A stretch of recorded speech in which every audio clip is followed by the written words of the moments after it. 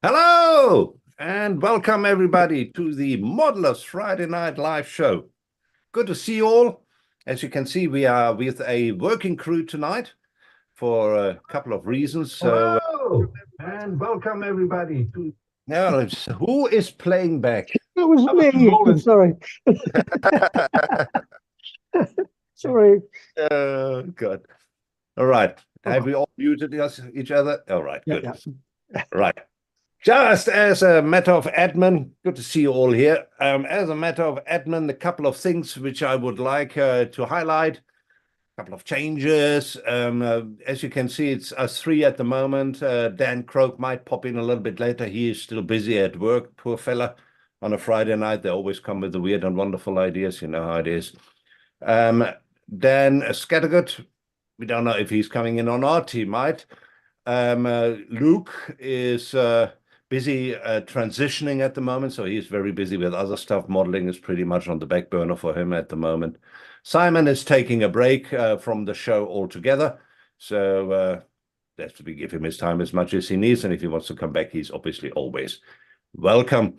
So at the moment, it is us as we are sitting here, and Dan Croak might pop in a little bit later.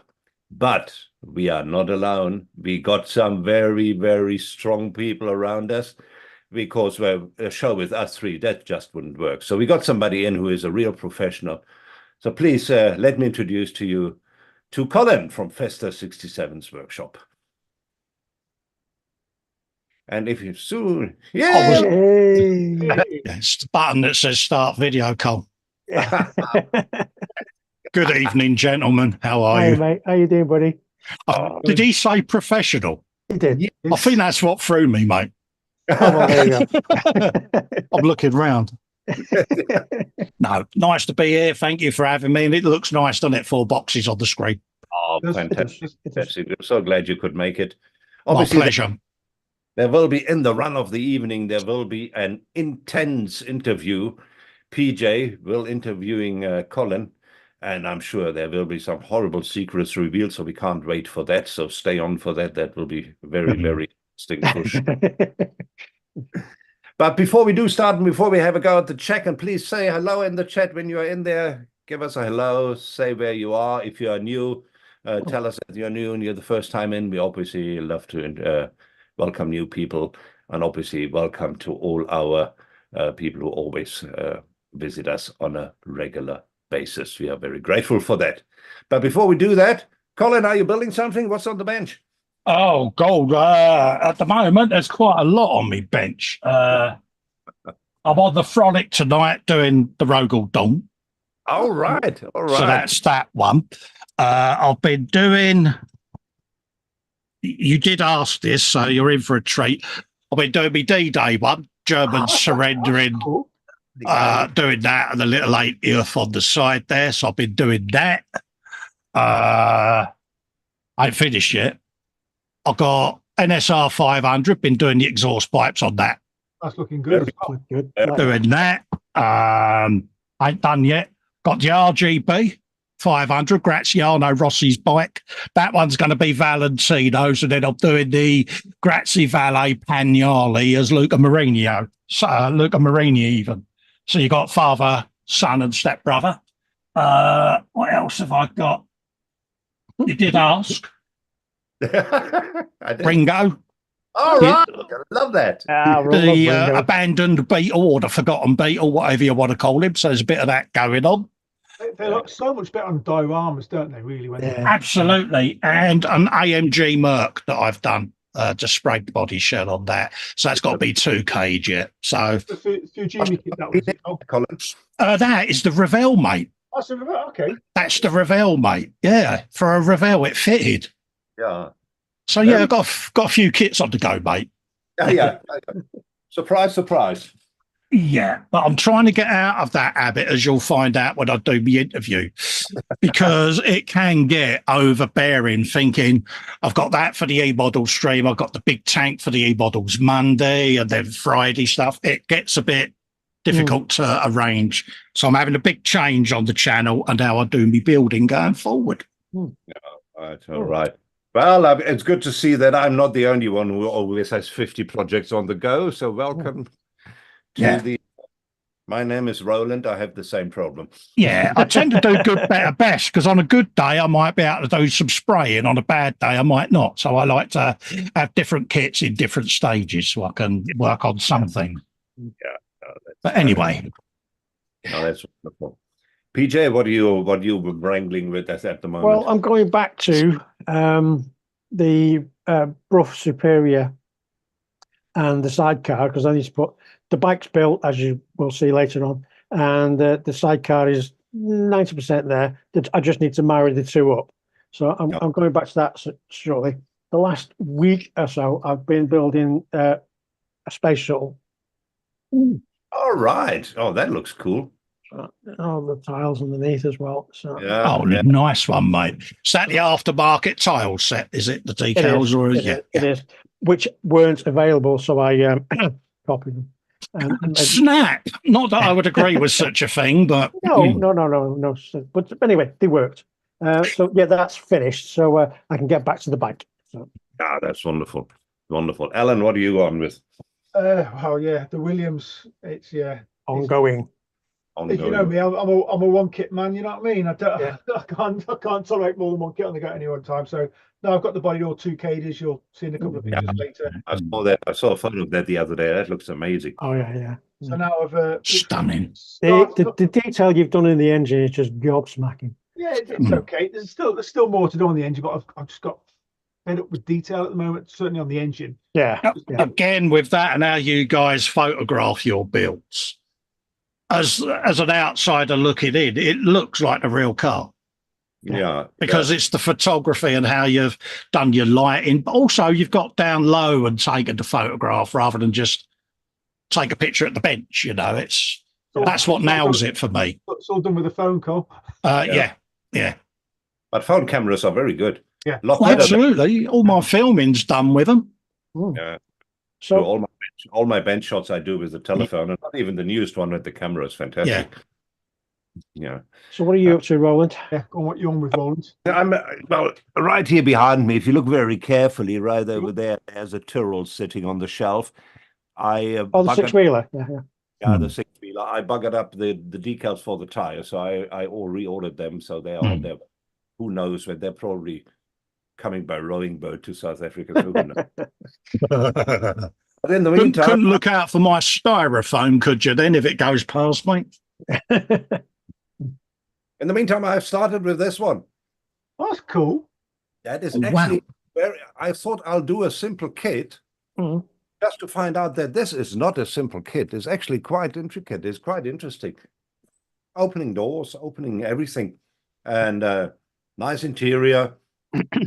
Bit too much chrome. Everything is chromed, you know how it is. So it's American, so lots of dechroming will be going on. But that's kit. I've started with the body. I've primed a couple of things.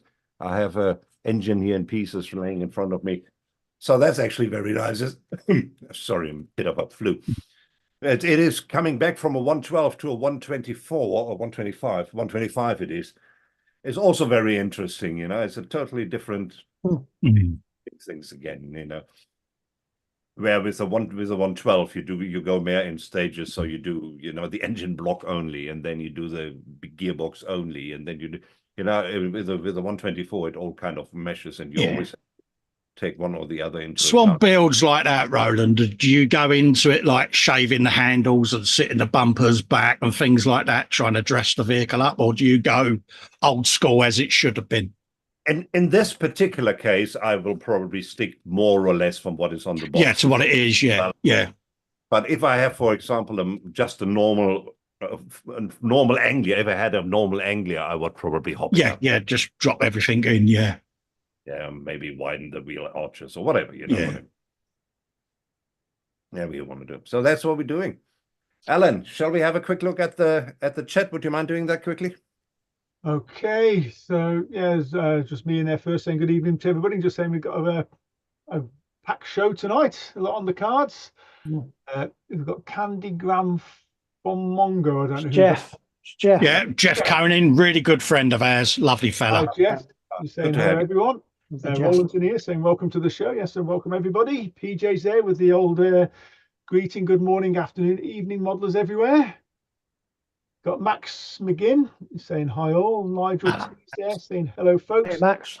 Is Max another one of your viewers? Yeah, he's one of my lot. Yeah, unfortunately, you've drawn my crowd in tonight, mate. So that's quite all right. That's quite, they're more than welcome. More than sharing the love, innit? Exactly. I thought we had a doorman out there, but yeah, obviously they slipped. We've got Sean White. It's because I'm in here. Got Sean White saying good evening, Q and chat. Yay. Hi, Sean. Saying good evening, all. Hi, Andy. Hello, everyone. Dominic is there. Hi, Dom. Hello, Dom. How are you, mate? Lovely to see you. I got Wayne Holmes is there saying hi all, and Colin himself there, Festa 67 Workshop. Wayne. Hi, folks. Colin. Matt Beasley saying evening, guys. Mika is in saying evening, all. Hi, Matt. Hi, Mika. JC Bricks and Builds. Hi, James. One of mine. Yeah. James the Lego man. James. Fantastic. And Quinstar saying hello to Festa there. Yeah. Rolf Schmidt, is it? I said, good evening, chaps. Looking forward to an entertaining show. Well, hopefully it will be. You're to the wrong place then. It's going to be a good show. Yeah, he typed that before he saw I was on here. He's gone now. Got Mark Wuncherman's in saying, evening, gents. Here's to another good show. Hey, Mark. Buddy. Graham French is on, saying evening to all guys and girls in the chat. Hope you're all well. Hi, Graham. If you spot any girls, can you point them out, please? Shane is in saying evening, chaps. Random Blue. Hello, new viewer here. Hello, Random Blue. Hello, fella. Mr. Millgate is in saying evening all. Hi, Peter. How do, Peter? Yeah, Mark Bryden saying evening all. Got to pop out shortly. Have a good show. Hi, Mark. Thanks, Mark. Hope you can catch up later. Yep. Ali Ross is there. Hi, Ali. Hi, Ali. And JC Bricks and Builds. Evening, Colin. Not many builds on the go then. Lol. You know me, James. I've scaled back a little bit, mate. And Random Blue. Look who's just joined us. I know. See, I've dragged them all out. See, basically, I've got them all in a room and threatened them upon pain of death that if they didn't come in and say hello. That's awesome. It's Fox, the modelling guru himself, was there. Wiggles. And don't forget any of my crowd. Hit that subscribe button for this lovely fella, Roland. Yeah, come on. Thanks very much. And the other thing, even if you only do a drive-by, please give us a like. We appreciate that. Yeah, it is. Yes, definitely. A thumbs up doesn't hurt anybody, does it? Yeah. And so yeah, so he's just doing a quick drive-by. Say hi, hello, and I hope you all know what you have lit your sim for with Festa. I'll stop by later. Well, hopefully you know that phrase Mum used to say to us all: "Be careful what you wish for." Yeah. JC Bricks and Bill saying, would it help if I drag the line to where it says live and not a few minutes behind live? Yeah, so it helps. I'm forever doing that myself, in all honesty.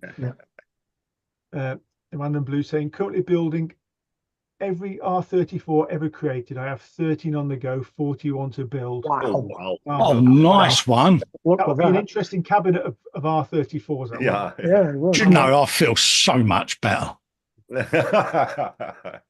Jamie Rock is in saying hello all, how you all doing? Not bad, thank you, Jamie. And Wayne Saunders is saying evening, guys. Wayne, good to have you. Caught up with the chat. Have you put in Rita here? I have. Oh, you have. Okay. Oh, I beat me to it. Can't type fast. Why did I instinctively go to type that? Not your show, Colin. Not your show. But obviously, I could catch him now because he was still reading. I've got to sit on my hands, didn't I? Yeah, wonderful. Well, Alan, while you are on the go, how about you? It's always, for me, always very inspiring and very interesting to see what people actually buy. And there are lots of stuff you don't get in South Africa. So I'm always getting very jealous, but also very interested. So should we go for the section? What have you bought? Would you mind having a go at that? Let's give it a go then. Let's give it a go. So hopefully that should be showing for everyone. Yep. So this month's what have you been buying this month? And let's have a look. First in this month is Mark Bride. And Mark says, hi all. a few purchases this month, some paints, switches and pipes of detailing. I can't even say the word, Renaissance Ford Escort Cosworth detail set and some window masks. Also picked up a paint stand and polishing pads. The word is Renaissance. Renaissance. That's the word, you know. They know what I'm. Hold up a minute, Paige. Did I just teach someone pronunciation? Yeah. You'll be doing that with me, Colin. Don't worry. You're always I don't know the word. I'll make it. it up. It's simpler. But he's got some great detailing parts there. Looks like some battery pull switches, some toggle switches, some push button switches, and more toggle switches, some window masks set, some braided line from Top Studio. Yeah. You see, this is the stuff you can't get here. Oh Yeah. man, that's fantastic. Some Pro Scale paints, Pro Scale paint holder by looks of things, and some Zoom on polishing pads. Yeah, nice I actually there, need Mark. to get those. I want to get those for my little Dremel. But the polishing pads, yeah, they're meant to be pretty good, you know, Roland, to be fair. Oh, It's yeah. pretty good. See if I can get Let's see them. what else Mark has got here. He's got some other stuff. Oh, right. He's also picked up a couple of Revell kits, namely the VW T1 Buzz and the Land Rover. Oh, two good To kits. replicate a friend's vehicle and some wheel trims and ratchet straps. That's cool. I'm telling you what, that Volkswagen, that T1. Yeah, every time I built one, I said, that's the last one. I'm never going to build one again. It's the body shell I don't like, where it's all in separates. It's just such a beautiful car. I still have two unbuilt kits, which I will do. I built one of those a while ago, and it's a Revell one, and it's a one-piece body. Yeah, I cheated on mine and just done the body and built it off the chassis and then married them up that way. That's what I do too. I think that's a Hasegawa one, which Revell also brings out, the one-body one, because it's on with all the windows in the roof as well. It's got more windows in it. Oh, the 16 window, yeah. 23. Is that a 23 basic window? Sorry, yeah. Basic kit, but enjoyable to build nonetheless.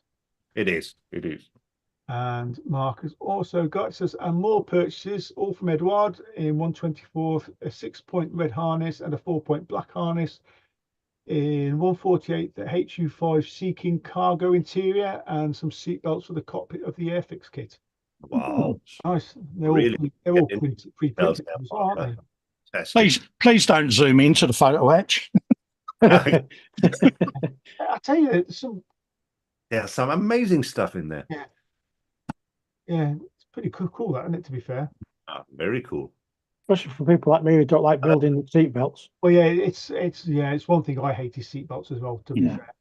Don't know why I just don't like the seat belts. That's a very nice haul there, Mark. I love it.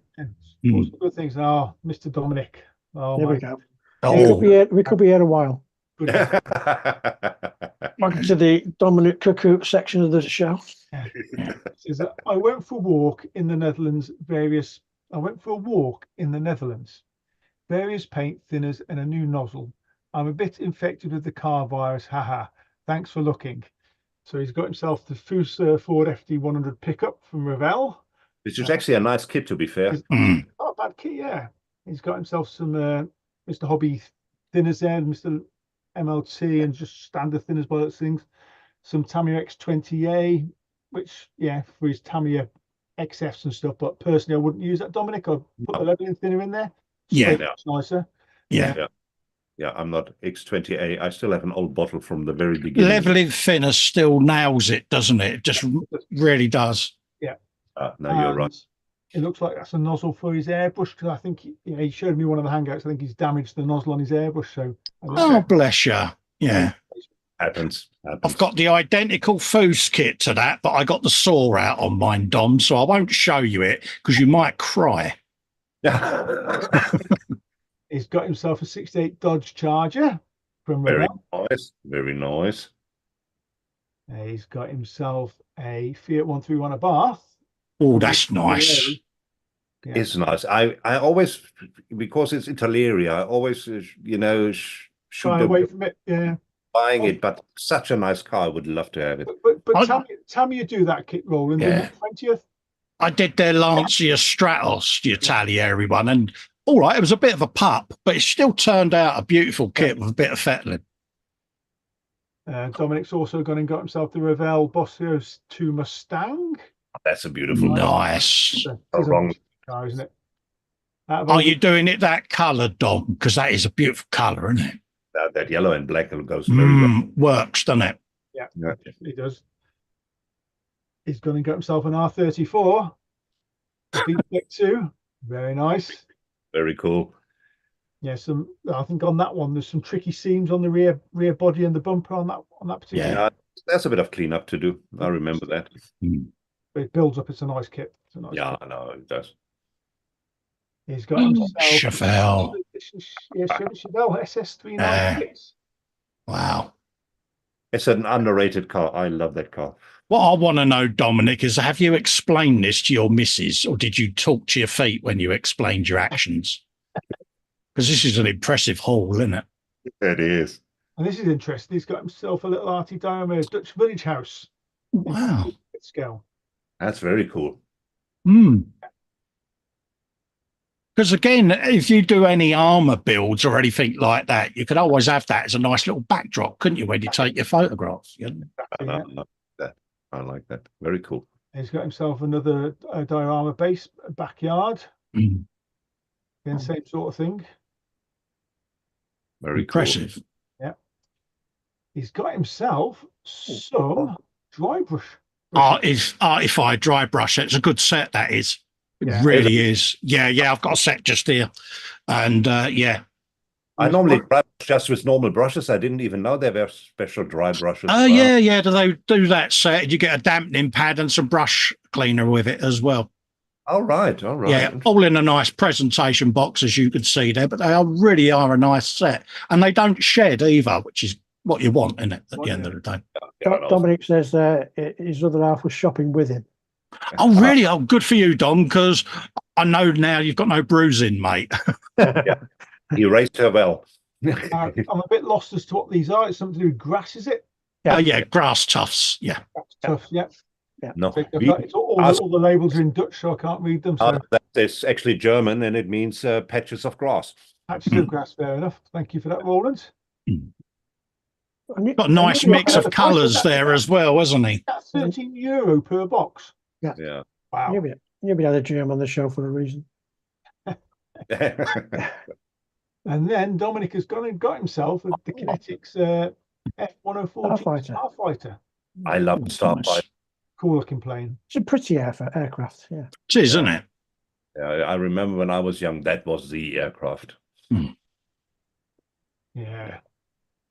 And you know, that is it. I mean, you had a fair haul there, Dominic. Fair play. Yeah. Well, Dominic, well, it will keep you going for very automotive heavy. It is. It is very cool. It's just as well you like building cars, mate. Yes. Next up, we've got Mr. Millgate, and Mr. Millgate. I'm going to have to read this first because Peter's not attached this picture. There's small purchases this month: a 1/32 scale Newport 24 by Rodent, and a couple of reference books for a future build. It's Rodent, not Roland. Sorry? No, I can't remember. Rodent, not Roland. No, that's what it says, Rodent. Sorry. Rodent, yeah. And a couple of reference books for future builds. A Williams FW11 and Lotus 99T. Oh, wow. A surprise delivery of some more visual impact display cases. Oh, that's cool. Let's see. But the Newport there just looks nice, doesn't it? You've got to do a biplane, ain't you, sometime in your life? Yeah. Geez, I'm just looking at the rigging. The rigging is always what puts me off. You know, I've just done a triplane, and it's quite therapeutic. The rigging. That's one word for it, PJ. And there's the Williams FW11 book and the Lotus 99T book. Very quite good those. And this is just showing off. This is This is just modelling pornography. Look at this. Look. Yeah. Oh yeah. All day long. Cases, visual impact cases. They've been frequenting they were in Telford last year, and they're at the Model World show the other month in the NEC as well. And then they make some great cases, and they're really reasonably priced as well. And they make them to size. So visual impact, it's definitely worth looking them up if you're after some display cases. Yeah, they are rather splendid, aren't they? Yeah, and they're all like the mirror effect. They do. They'll do that for you as well. They'll add all that for you, and you can have a choice of. Who did Peter get to build the models for him? I think he bought all those. Yeah. I look at those out there. Ah, fantastic, man. They're crystal clear as well, aren't they? Sharp as anything, aren't those cases? Yeah, there are no smudges on there, nothing. Very nice. Very nice, Peter. Next up, we have scale model Chris. He says, evening all. Had a few little deliveries this month to keep me quiet for a while. First up, a little paint delivery from Fire Scale. Topped up on some more watercolor paints for the future builds. After the good experience with the last color. The 50ml bottles are I think that's meant to be easier to store, so we'll be switching over to them to more of them. I think that's what it's meant to be.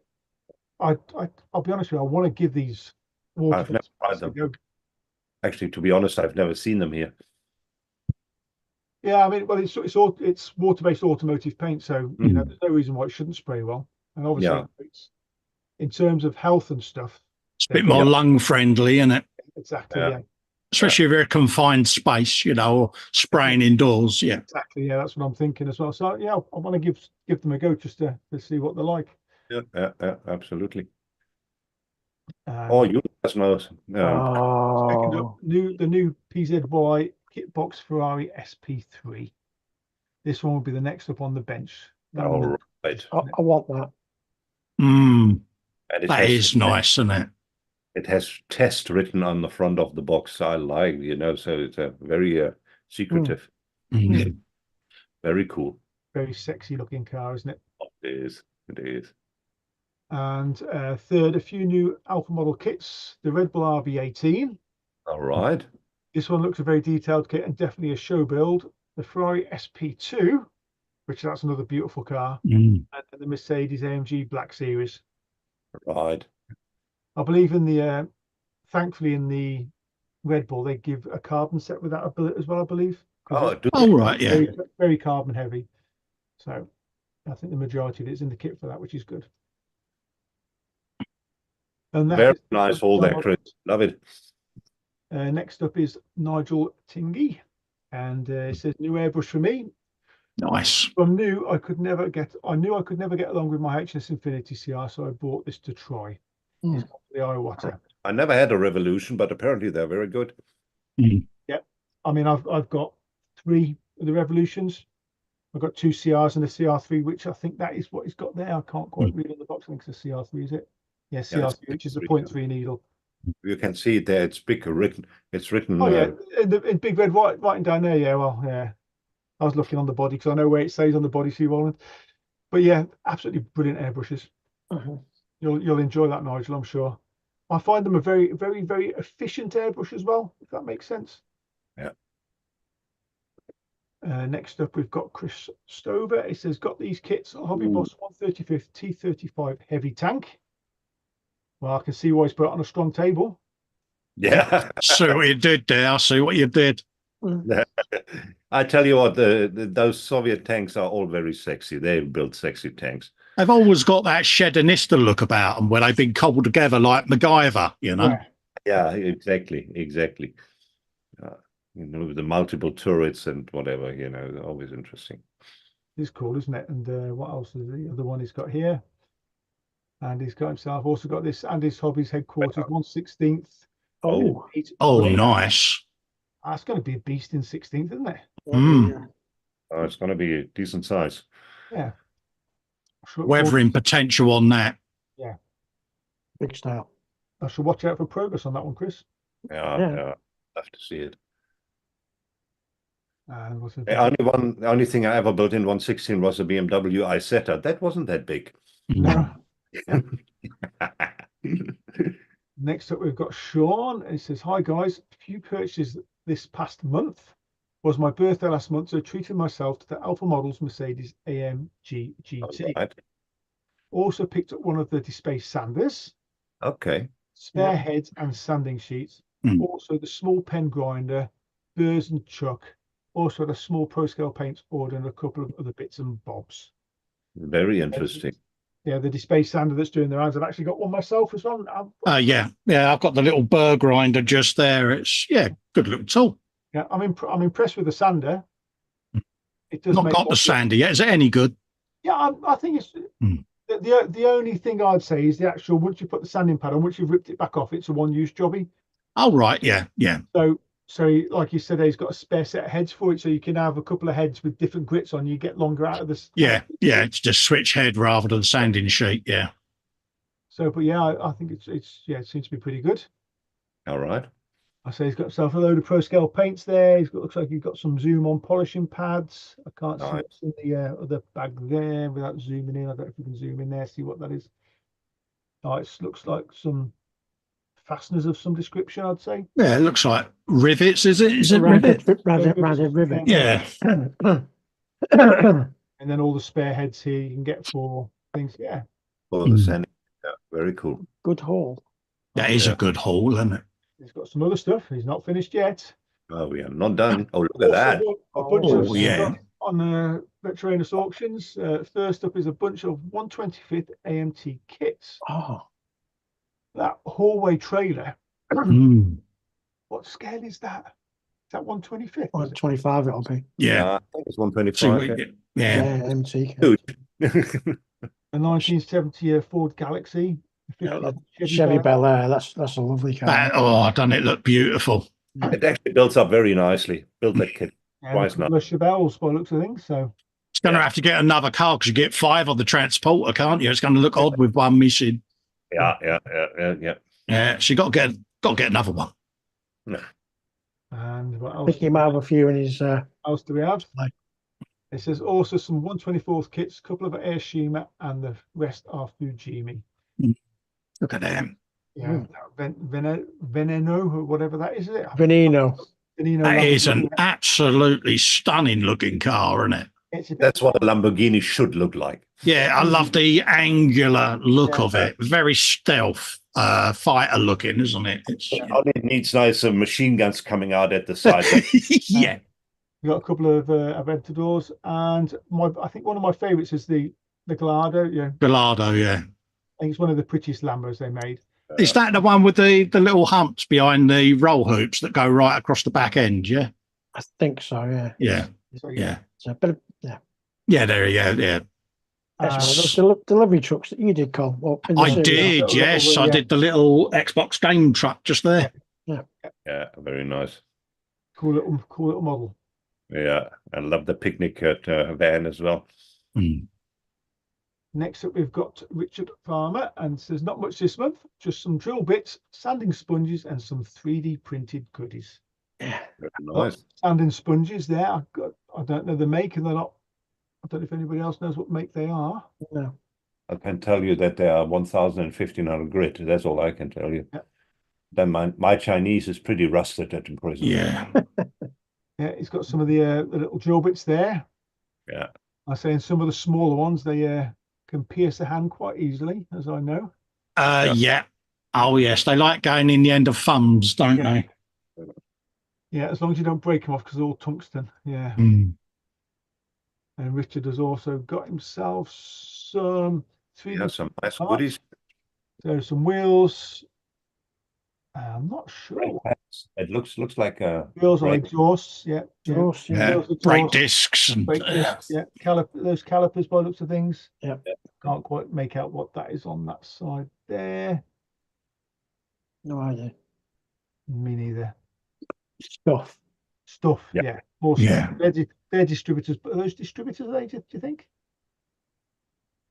not wheel bosses, are they? It could be for the wheels, actually. Yeah. You could be right there, Colin, actually. Yeah. Yeah, just wondering whether they're the wheel bosses. Yeah, you could well be right there. Where the bolt heads and that poke through the rim, so Yeah. you can spray the boss a different colour, then pop it through the rim. Yeah. You're probably on the money there, mate. Yeah, good little haul there anyway. Definitely, Richard.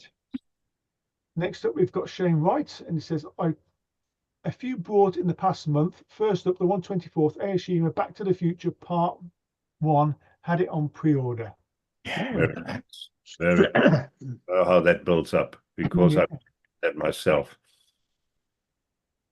The old DeLorean, eh? Yeah, it's just confirmed that the wheel bosses. The old boss is awesome. And then what else has Shane got? He's got himself a 135th Magic Factory dual combo MRZR D4 all-terrain vehicle. Oh, Yeah, nice. I've got that. It's a dual kit. There's two of them in it. Yeah. Oh, really? That's a dual combo, yeah. Yeah. So Oh, cool. what you see in the picture, apart from the helicopter and the Is what you get. is Yeah. what you get. Yeah. Oh, wow. Very cool. Yeah, I've got that. I need to do that once. Film that sometime. Then you can get some nice sand dust effects and that on that, can't you? And Yeah. Good little And diorama. this is had such a deal here. I saw this earlier. Oh, And last got the deal of the century here. Both Tamiya 112, Honda LCR RC 21106, and the Yamaha YZR M105 paid $100 New Zealand, about £50 UK for both. that's a good deal, Wow. that is, mate. Wow. Deal. Shane, you ain't got the lottery numbers for tonight, have you, mate? Just asking. That is a deal. Yeah, I've got Very. the LCR in the stash with the full top studio super Mm. deep as well, which I'll tackle one day.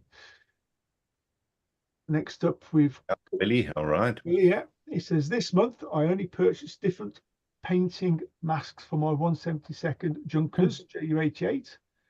They are fully international with iron crosses from top-notch UK letters from Kit Mask Canada and dash lines walkways from Manamy, Belgium, is it? Yeah. It will look better than decals, especially on riveted surfaces. All right. All right. Very cool. Okay. So that's okay, window mask letters. Yeah. Okay. Well, dash lines, I probably could have done with those on the bloody Yeah. Williams.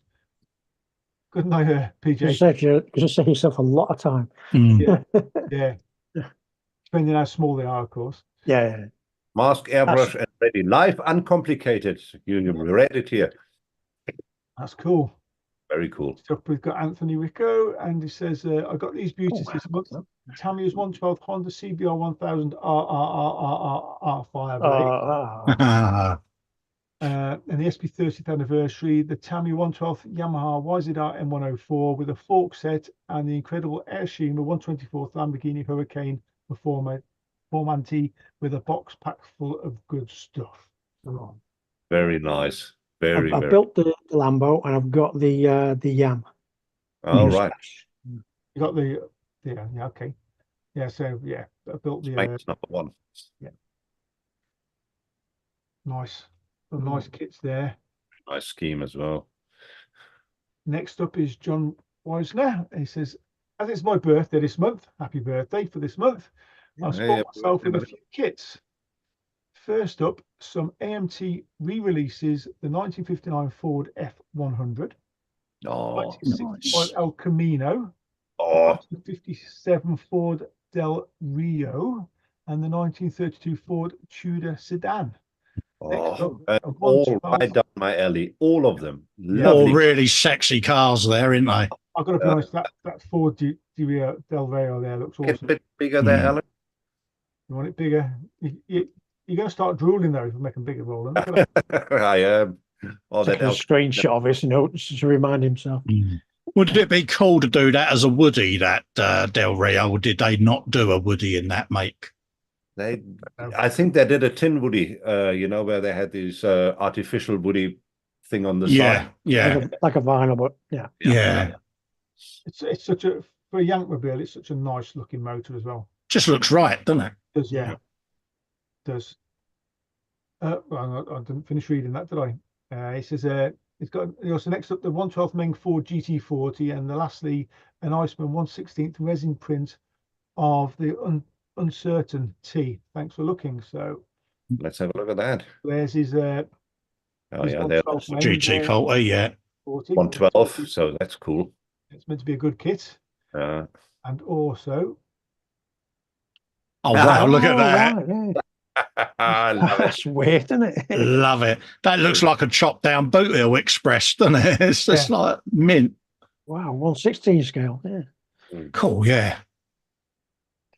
have fun with that. it's You different. see, these are all kits I've never seen in my life. Yeah, Definitely different. I'll say that much. Oh, look at this! Look, have a Mr. Roland. How do you pronounce it? Exdovet, is it? No, I pronounce it. I just call it Exdovet. Exdovet airbrush. Got it from Temu for a good price. 3 needle and nozzle sets, floating nozzle and double action. Used it for normal paint jobs and 2K, and it works a dream. Happy surprise. I've got to Really? be honest. I've got to be honest. Don't want to bring the show down. Does look a bit like a sex aid. Just saying. I'm telling you what, I was so surprised. Yeah, My wife, that, thing from Timo said, to get the free shipping, we need something else. So I Yeah. got all that for really cheap, and I thought, all right. that scene out of Austin Powers where he's at customs. Right, one book on pumping. Yeah. So, and I'll tell you what, especially for 2King, the bigger cups, very nice, So Yeah. you don't fill the whole time. So Yeah, it's a good shout because you could do your mix ratios, couldn't you, and just swap the cups out. Yeah. I must tell you, I was really pleasantly surprised. It works very well. I say if it works, doesn't it, Roland? So Yeah, absolutely. Exactly that, mate. It's a very nice knockoff. and what else do we have? It says a couple of vintage kits from 1960-61. The 36 Ford customizing. The 1944 Deluxe Tudor Sedan customizing kit and the 1944 Deluxe Coupe customizing kit. So when they say customizing kit, is that the option parts in there? Then it's a Roland. Yeah, it's full of optional parts. And it's actually amazing. I mean, about 2 kits are from 1960, the other one is from 1961. You actually see the price there, R1.75. I mean, you can't even get a sweetie for R1.75. What's that in real money? Well, in those days, it was like £1.75. Mm. Of course, Oh, it switched from pound to rand. Yeah, it was the same. So, it has lots of extra parts. The parts actually, the only thing is the tires, which some of them are deteriorated. Obviously, you can chuck the decals, and some of the papers start deteriorating. So you can see it's a 65-year-old kit, but Yeah. the plastic is perfectly fine. So I'm going to build them. Got them for a new good price, and I like the era. I love those 40s, the 40 Coupe, and the sedan as well. Yeah. Especially with the modern paints you get now, that, like I say, it's just going to turn out really beautiful models, isn't they? Yeah. Certainly look very cool. Yeah. Mm. I mean, almost too cool to build in some ways, if that makes sense. Yeah, one would think so, but Yeah. maybe obviously I have already too many kids to last me till I die. But yeah, well, who knows? Very nice. Next up, we've got Mark Winchman. He says, Ringo. not a huge amount bought, but also some birthday presents too. Because of course he had a birthday as well, didn't he? It's Yeah. everybody's birthday. Happy birthday, Mark. What's going on? Happy birthday to everybody who had a birthday last month, because there's been a few by looks, I think. Yeah. It says, first up is a Tamiya 124th Volkswagen Beetle. Mm. Thanks to Hobbycraft vouchers, cost me a £5. Oh, wow. Picked up for my birthday is a World War II alloyed coloured scheme pack from my daughter Ken Block's Lego electric Audi. All right. For a present to myself, I picked up the Edward 172nd Messerschmitt BF 110E and AK's late Luftwaffe colour scheme. Oh, I love a Messerschmitt 10. So there's the Beetle. I built that. It's a nice kit. Yeah. Simple but nice. And very affordable. Yeah. And there, okay, there's the Lego Speed. A Lego thing. Yeah. Some more colour paint sets there. Yeah. And what do we have? And there's his BF 110E. Oh, yeah. And very cool. War colour set, yeah. Shark mouth approved. That's cool, isn't it? Very cool. That looks good. And that is looks like that's it for this month. Wow. All right. Well, What there is was sharing? Some good hauls there, folks. I'm telling you that there was some very interesting stuff which I've never seen before in my life. Really fantastic. Yeah, that's a nice purchases there. Yeah. Back in the chat. PJ, yeah, can bring us up to Random Blue says the same. Was it yes, from customized built display? And then he goes, what's it? Rear mold lines are bad on all R34 kits. Dominic was saying that his other half was shopping with him. Daniel just bought an 8-scale Jaguar from Revell. Yes, nice. He showed that off in the hangout, and it seems to be a very nice kit, over 250 parts, so it looks a good kit. Yeah. Someone called James Beat. Never I heard have of no idea who he is, but Anyway, it says, evening crew and all in chat. Hope everyone is well. We are. Good If evening, anybody- James. Jamie. Hello to him. Dave Robinson, just got home from work. I'll catch up after tea. Everyone remember to hit the thumbs up button. Yes, please, as Yes. fast as you can. It all helps the channel. Hugh Gordon's in. Good evening, fellow inmates. Hope Ooh, you're all good. doing well. Hello, Hugh. Hugh. Dominic says, out for sale in Portugal. I got the tip from Andy. I don't know what that refers to. Yeah. Hugh Gordon says, evening, Mr. Oh, he's talking to Jamie, the photobomb rock star. Paul Christopher's in. Hi, Paul. Evening, fellow medal. Hey, how's that? Fellow models, even. Tell I don't do this very often. James saying hello to Hugh. Slough goes in. Hello, folks. Hi. Still throbbing away, Jamie. Okay, fine. It's a family show. Yeah. Yeah, Slogo says, I purchased a pen-sized drill called the Wow Stick. That's ass, okay. For plug wires and turnbuckles and just drilling out stuff. Oh, cool. All right. Now, how is it? Is it working well for you? Let us know. I'm assuming so. Max McGinn says, I could always arrange to put machine guns on the Lambo. No, don't. Max, challenge accepted. No, don't. Amber always must be outrageous. She's talking to Jamie still. Random says he printed them. I don't know what that refers to. I think you might be on about the wheels. All right. But it confirms about the wheel bosses, as I mentioned earlier. I hope it's going here.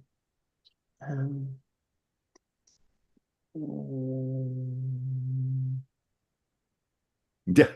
Mike Pierre Hasselgrove's in. Hello, Mike. Mike. Hi, Mike. Slargo says the old Ford Del Rey been too many drive-ins in its day. Yeah. Dads didn't let their daughters go with guys who had those. Hugh Gordon says artificial wood. Okay, yeah, all right, okay. Yeah. You keep it clean, mate. Family's well. Brilliant, Hugh. Love you like a brother, but please. Dominic says Iceman is a resin model. Google the name and you will find the brand somewhere in the US.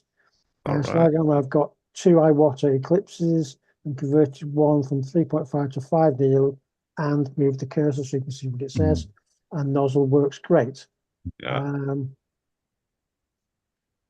Q saying whatever the tool used is only as good as the end user. True. Slogo says People's Sky's on about the Beetle, I take it. Yeah. Stephen Burns is in. Says evening all trying to watch while at work. Hope everyone's doing well. We are. Thank you for Thanks, asking. Stephen. Good to have you. Slago says yes, the Wow Stick is cordless and rechargeable. It was $40, but worth it, I think. No more bin vice. All right. Gotcha. Thank you, Alan. Stephen Burns just put one in, just says they got plenty of tips in this job. Yeah. Using that to buy models. That way the finance director wife can't complain. That's good. Nice. Good one. Good one. Very, very good. That's very cool. Very, very cool. So we have caught up. Thanks everybody for popping in. As I said, don't forget the thumbs up. And I thought to give Alan a break, because he has now done chat and he has done what have you bought. I thought let's jump over and have a look at what you have finished, because that will be very, very interesting to see. And I see you have responded very well. Thank you very much for that. So when you're finished, you don't want to do what you're building first. I was thinking about, I can do that as well. Just thinking of continuity, yeah. I mean, I can rattle that off if you want, Roland. There's no issue. Well, if you want to. I'm sorry, I'm just thinking of continuity. You just be pedantic. But if you want to do it, do it. You wind them down, PJ, isn't it? I know it works. Yeah, it's just the OCD just messes with my head. That's it, Paige. taking some. Oh, no. Don't you start. Don't you start. So in the absence of both Dans this week, I'm just going to go through. So I'm going to be Dan for now. Unfortunately, I haven't quite got the beard. Yeah, but they say, hello, Dan, just feel addressed. Yeah, but I'll do this month's work in progress as best as I can. So let's share this then. And while that's sharing, I should just have a quick sip of my drink, wet the whistle. Here we go. So I'm going to need some help with some of these names, Roland. Yeah, no worries. So this is this month's work in progress. So first up, we have Dominic. Yeah. Dominic says, Oh, wow. ICM's V3000S German truck. He's not ready yet, but I can't really tell you clearly what I'm planning to do. Follow the process on Facebook and you will understand it better. But that is looking pretty cool to me. That is looking really nice, isn't it? That's fantastic. I've seen small glimpses of this as Dom comes into the I think we both know exactly what he's going to do with it. Yeah. But I'm not going to say here, spoiler. But it's different seeing it on camera when he holds it up to show you and actually seeing a picture of it taken. It's much clearer like that. That is outstanding work, isn't it? He's done really well on that. Yeah, it's really looking nice, that, isn't it? It is. And I think we may have some more pictures. Oh, yeah. It's the interior. Oh, very nice, Dom. Let's just say this is still not finished. So. Some stuff for the truck bed. It's got all the luggage as well. Yeah, I think he's handmade these suitcases and things, I think. Oh, wow. So that's pretty cool. And that's what he's got up there at the moment on that one. Very nice, Dom. Very nice work, mate. Next up, we've got Mr. Millgate. I'll have to read this because Peter doesn't do it properly. I'll have to give him some lessons. Yeah. This is HKM's 1/32 scale Lancaster nose art kit, painted with Ammo Lancaster paint set, Quinta 3D decal instruments, bit of supple weathering, working on the outside now, final push with the end in sight. Pleased with it so far. And this is what we have. Oh, look at that. Yeah, so that's yeah. Yeah. It's like doing an awesome job on this. Yeah, that really is nice. I like that a lot. That looks amazing. God, that instrument panel. Yeah. Oh, isn't it? I'm getting cold chills thinking about it. Printed decals look really good, don't they? And say this, in the little map. It's a nice touch, that. All the stuff under the bench and and then I think he's bought the addition of the I'm not sure if he's a pilot or obviously a crew member for the plane. Yeah, it looks awesome. It's even got the radar screen up, isn't it? Yeah. Unbelievable. A cracking job on that. Cracking job. Very nice. Next up is Mr. Richie Lamb. He says they've been working on the F18G Growler in 1/48 by Meng, primed in UMP grey and painted in Tamiya acrylics. Oh, that's nice. Nice. Very nice. Looking good. It is, isn't it? Subtle. Really good when it's finished. Yeah. Look very good. Very good. Scorpion on the back, is it? Is it a scorpion? Yeah. Oh, yeah. That's cool. Very cool. I love the subtleness of it. Next up is scale model Chris. He says started on the PZY Kitbox Ferrari SP3. All the bodywork is now painted up. Body in 5 scale Verdi Massoni, whatever colour that is. It's what colour would you call that? It's like a Verdi, it's green, and Massoni, I don't know. It's almost like a chameleon colour, isn't it? Is it one of them colour transitions? I don't know. It's I can't decide in my head. It's like a very light metallic green, isn't it? Yeah. It says wheels and trim in white aluminium, brake calipers in blue. Next up, the joys of carbon fibre decals. Yay. Oh, good luck with that. Yeah, carbon. You've got to love carbon, haven't you? Got to love a bit of carbon. You being our carbon expert. Let's just see. Yeah. I thought you'd start that one first. Cool. Very, very cool. Yes. Actually like that colour. Very cool. It's just nice. It's a nice colour and it's very ice. Yeah. Together. I say when it's cleared, it'll probably pop a lot more as well. Yeah. Next up is Nigel Tingy, and he says, started the Hobby Boss 1/16 Tiger One. Oh, Now that's filling up your bench, isn't it? Yeah. yeah. Says, Colin knows. Colin knows what that feels like, don't you, mate? Yeah, it's yeah. Yeah, I'm most at the stage where I've got to take stuff off the bench now to put it on. He says most of it is built ready for undercoat. Just started on the tracks, a mere 384 parts. Each Oh. link is in 2 halves, which needs to be filled and cleaned before they can be glued together. And this is not including the pins to link them all together. Yep. See, the other day when I was doing the tank stream, I was saying how much I wanted to get the 1/16 Tiger. Can I retract that statement? Well, That put looks on like- a movie and just, Yeah. get on. Yeah. All joking aside, nice work, Nigel. Yeah. Very cool. looks a bloody nightmare, mind. Mm. Absolutely. Next up is Mr. Paul Shapland. Oh, that's nice. That is I don't know very if there's nice. any more context as opposed to anything else. We'll try to see if there's anything there. It's a ship. Just a boat. It's a ship. I'm not sure. Nice to see a boat. I'm not really up on maritime stuff. No, neither do I. I see. A lot of Kenneth. P, it looks like to be a lot of P on it. A lot of fiddly stuff. Yeah, on it. it gets brownie points for the amount of photo etch on that. Yeah, look Yeah. at these cranes. Wow. Yeah, yeah. There's 2 of them. Wonder how full his Dagnamit box was for them. I guess it's 350 scale, if I have to guess. Might be more. Hmm. I don't know. I don't know anything about boat kits, ship kits. It looks amazing. That's good. All Though. That's good. That's respect for shipbuilders. I will never be one. Okay, here we go. Here we go. That's what I was looking for. Oh, you're right. Yeah. 1350 Yeah. HMS War War Spike. working on the PE. Yeah, it's keeping you doing a going. bloody good job, Paul. Give you that, mate. Looks awesome. Yeah. Go back and have another look at that. It's yeah, Nah, fair play to you, mate. that's cool. That is cool. Next up is Brendan. And he says Edward 148 Mirage. Is that 3CZ? 3CZ, isn't it? South African Air Force. 1982. Construction complete and primed with Mr. Surfacer 1500.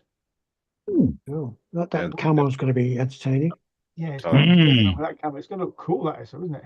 Very cool. Those Mirage are very cool. It's effective, isn't it? Definitely. My little Nice, delta as well, nice. isn't it? There's plenty of silly putty in it for that. Yeah, because all the wheel wells all filled in as well, are they? Yeah. Yeah. Did you paint all inside all them first and then put Yeah. it? Yeah, that's what you usually do. Yeah. Mind you saying that, I'll be tempted to import that instructions into Photoshop, scan it, and put that on a plotter cutter and cut them out as tape masks. Right. Yeah, that's actually not a bad idea. You know, like I've got the Silhouette Cameo 4, Yeah. and you could print them out as a nice set of tape masks, couldn't you, and really get that nailed.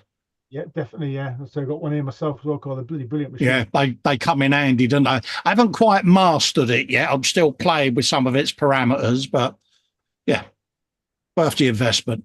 Looks like this is a bit of an update on it as well. I think he says I then pre-shaded panel lines with XF53, top 2 images, and then the bottom was airbrushed with Mr. Hobby 117, a little white to bring the tone as close to like add Earl to the blue. This was thinned with 70% Mr. 11 thinner and airbrushed in multiple light layers. SAF aircraft were always kept in a clean and well-maintained state, so the thin layers gave more control, so the amount of pre-shading is just visible in the bottom image. You have done Good man. Good He's man. done a stunning job, isn't he? Doing well on that. I'm looking forward to seeing that completed. Mm. Yeah. Yeah, Again, it's subtly done, isn't it?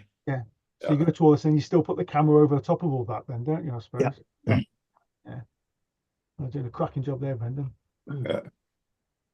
Next up is Richard Farmer, and he says, up next for me is the 112 Tamiya Ducati 900 NCR Racer. Painted the frame and fairings, just started applying the blue stuff replacement decals. Seemed like a great kit, and the decals have been excellent so far. I believe the blue stuff decals are quite good, to be fair. Yeah. Yeah. Was doing a cracking job on that, isn't it? Nice and sharp. Oh, yeah. It looks awesome. Gone down beautiful, those. Very nice. Is there any more pictures? Any more pictures? Hope yes. Yes. Okay, so All right. 2 frame halves. Howlins, front Oh, it's a hugger lovely. there and stuff, isn't there? Yeah, Yeah, it's looking nice. The old trellis frame as well. Yeah. very nice. Very cool. Next up is Mr. Stover, and he says, started this and his hobbies headquarters 160 M8 Greyhound. Nice kits so far. Everybody's doing the monster stuff. Huh? Geez, it's also a big. Well, we're all getting older, you see, Roland, so you need the bigger scales. Yeah. Old man vision, Roland. You're only about 12, aren't you? You know, you get to our age. Yeah. You go up a scale every 5 years. Yeah, but, I mean, that's on a Tamiya base, isn't it? So look how big that is. That's huge. Yeah. Thing I did notice doing the 16th scale show is the amount of detail you see at that scale that you can then take back to when you're doing your 35th and just apply them extras. So I've been taking plenty of photos of mine as I've been building it just for that purpose. Oh, cool. Yeah, no, that's actually a brilliant idea. It looks like it's coming along, that Chris, anyway. It's coming along. Like enough parts as well. This is, I guess. Oh, look at that. By my Oh, project. yeah. It is the model related, lost the mojo a bit, so rearranged the cave, still in progress as having to build a bigger spray booth. Nice. It's a nice Very work area, isn't it? Nice. Yeah. Nice work area, nice displays around there as well to you can look at and build the mojo a little bit with those as well. When can we all move in? Yeah. Exactly. I don't have any space in my cave. So. Yeah, it's like. That's cool. That's cool. Nice space. Nice size, nice size room as well, isn't it? Yeah. Yeah, it looks very cool. Good lighting. Yes. Yeah. It's probably the most important thing that people overlook in the man cave is light. Yes. Oh, so important. We're having a discussion about that earlier this afternoon, actually. To be honest, Yeah, that and fire extinguisher, fire blankets, the things I notice people forget the most. Yeah, no, I have a fire extinguisher behind me. I have two fire extinguishers in the cave, a foam one and a CO2, that is it? Yeah. Well, yes, that's a nice looking cave, that Shane. That's very cool. Very cool. Next up is Willie. He says, all went well the last weeks, and my Revell JU88A1 is completely painted with a bit of post shading, paints from Mr. Hobby Lacquers and MRP. Yours, Rolf. Yeah, I must tell you, it's also one of my favorite planes, the U88. Brilliant plane, and I think you did an awesome job there, Rolf. Looks amazing. So clean and sharp, isn't it? Precise, isn't it? Yeah. Really is. Very nice. And just looking at the straight lines and everything, he's nailed that. Yeah, that is sharp. Very clean. Sharp, isn't it? More pictures here as well. Very good. Yeah.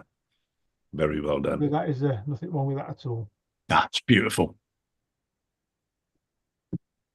Next up, we have Gluesniff Garage. It says, been working on the 124th ASU Nissan Skyline R32 4-door. All right. I'm shuddering at the masking that would have been involved on that. Yeah. It's beautifully done, though, isn't it? Clean lines. It says, wow. Surface there, the Mr. Color White, Pro Scale Dodge Inferno Red, and Street Blisters Alfa Romeo Monte Carlo Blue. What a great combination. I love it. Good mix really works, doesn't it? Yeah. People say you can't mix paints, but you can. Yeah. Of course you can. Of course you can. That's nice and sharp, that is as well.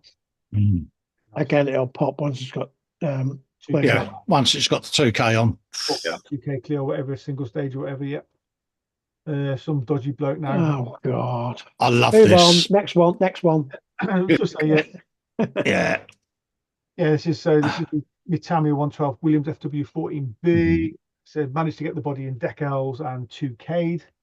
The reason, I mean, I wasn't going to do the body, but the Mojo was taking a battering from just constantly doing detail work on detail parts of the engine and all. Yeah. Yeah. Sometimes you need to attack big bits. Yeah. So Sometimes, like you say, it's just step away and do the panels, innit? Yeah, do something to give me a bit of a mojo boost for the kit, which is what I did there. So, so that's it's looking really good, mate. It really is.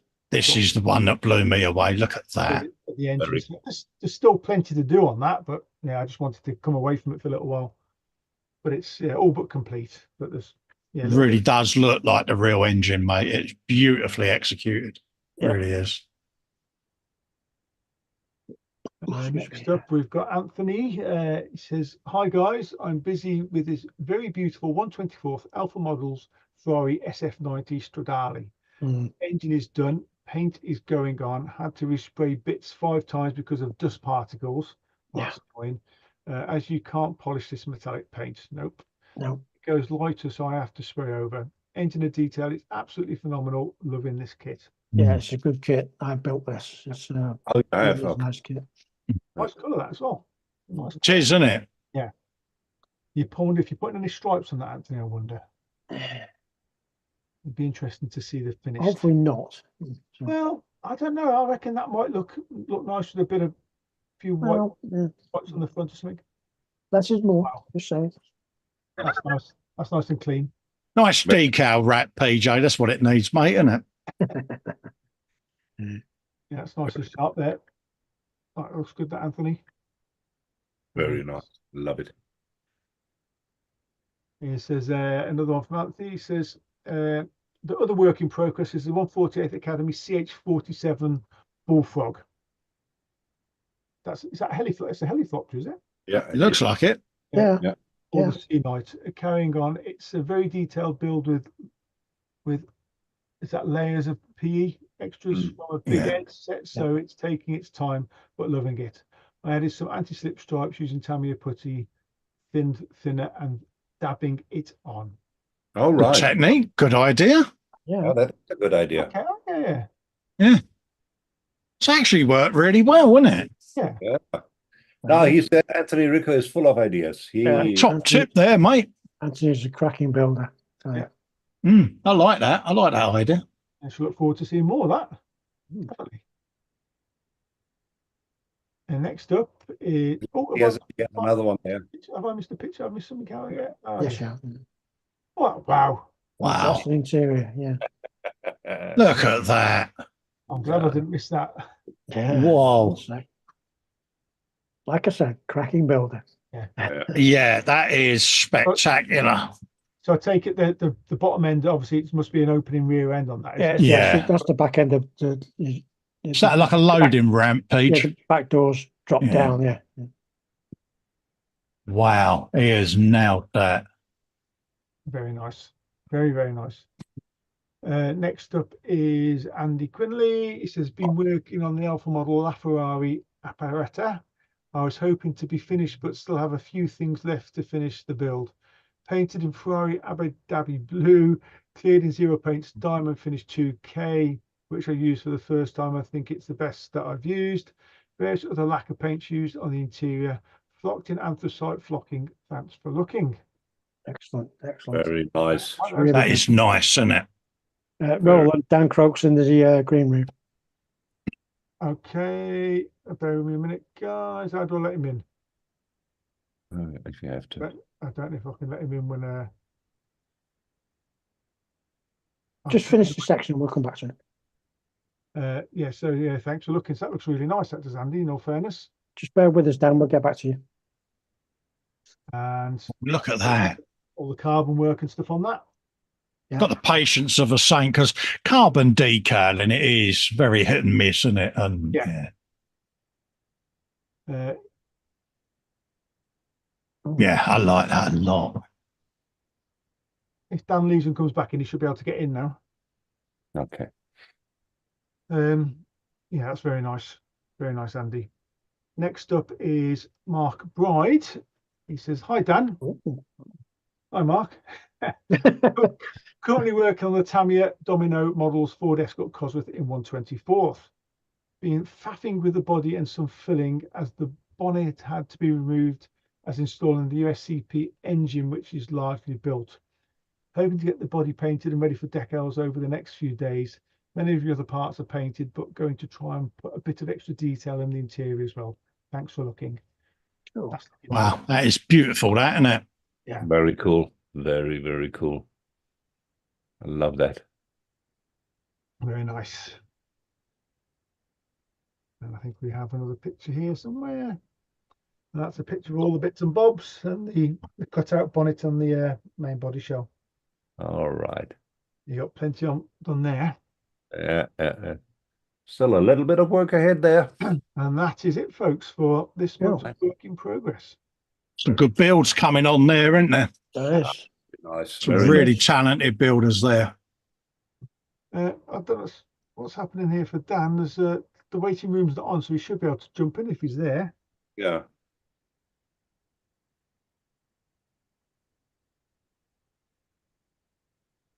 Just ping him. Sure he will. Where did he say he's in the waiting room? Peter? He texted. I've lost it now. It was in Messenger. All right, because it's not come up for me, see. While you're sorting that out, Philip H asks, which is better, Revolution or Eclipse? I think the Eclipse has a floating needle, doesn't it? The Eclipse, whereas the Revolutions have a fixed needle tip.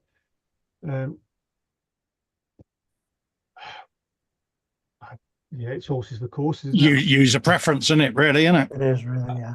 I suppose the Eclipse is probably a little bit easier to clean in some ways because the parts are physically bigger, whereas on the Revolution, at the tip, the actual needle. Yeah, they're the ones I struggle with, the little tinsy wincy dozzles. Tiny. Yeah. That's why I like my H&S CR Plus, because you just take the whole lot off. Done. Yeah, I like a floating needle myself, but yeah, I have good spray guns with a fixed needle as well. I hardly ever take them out. I hardly ever take the nozzle out. Don't need to.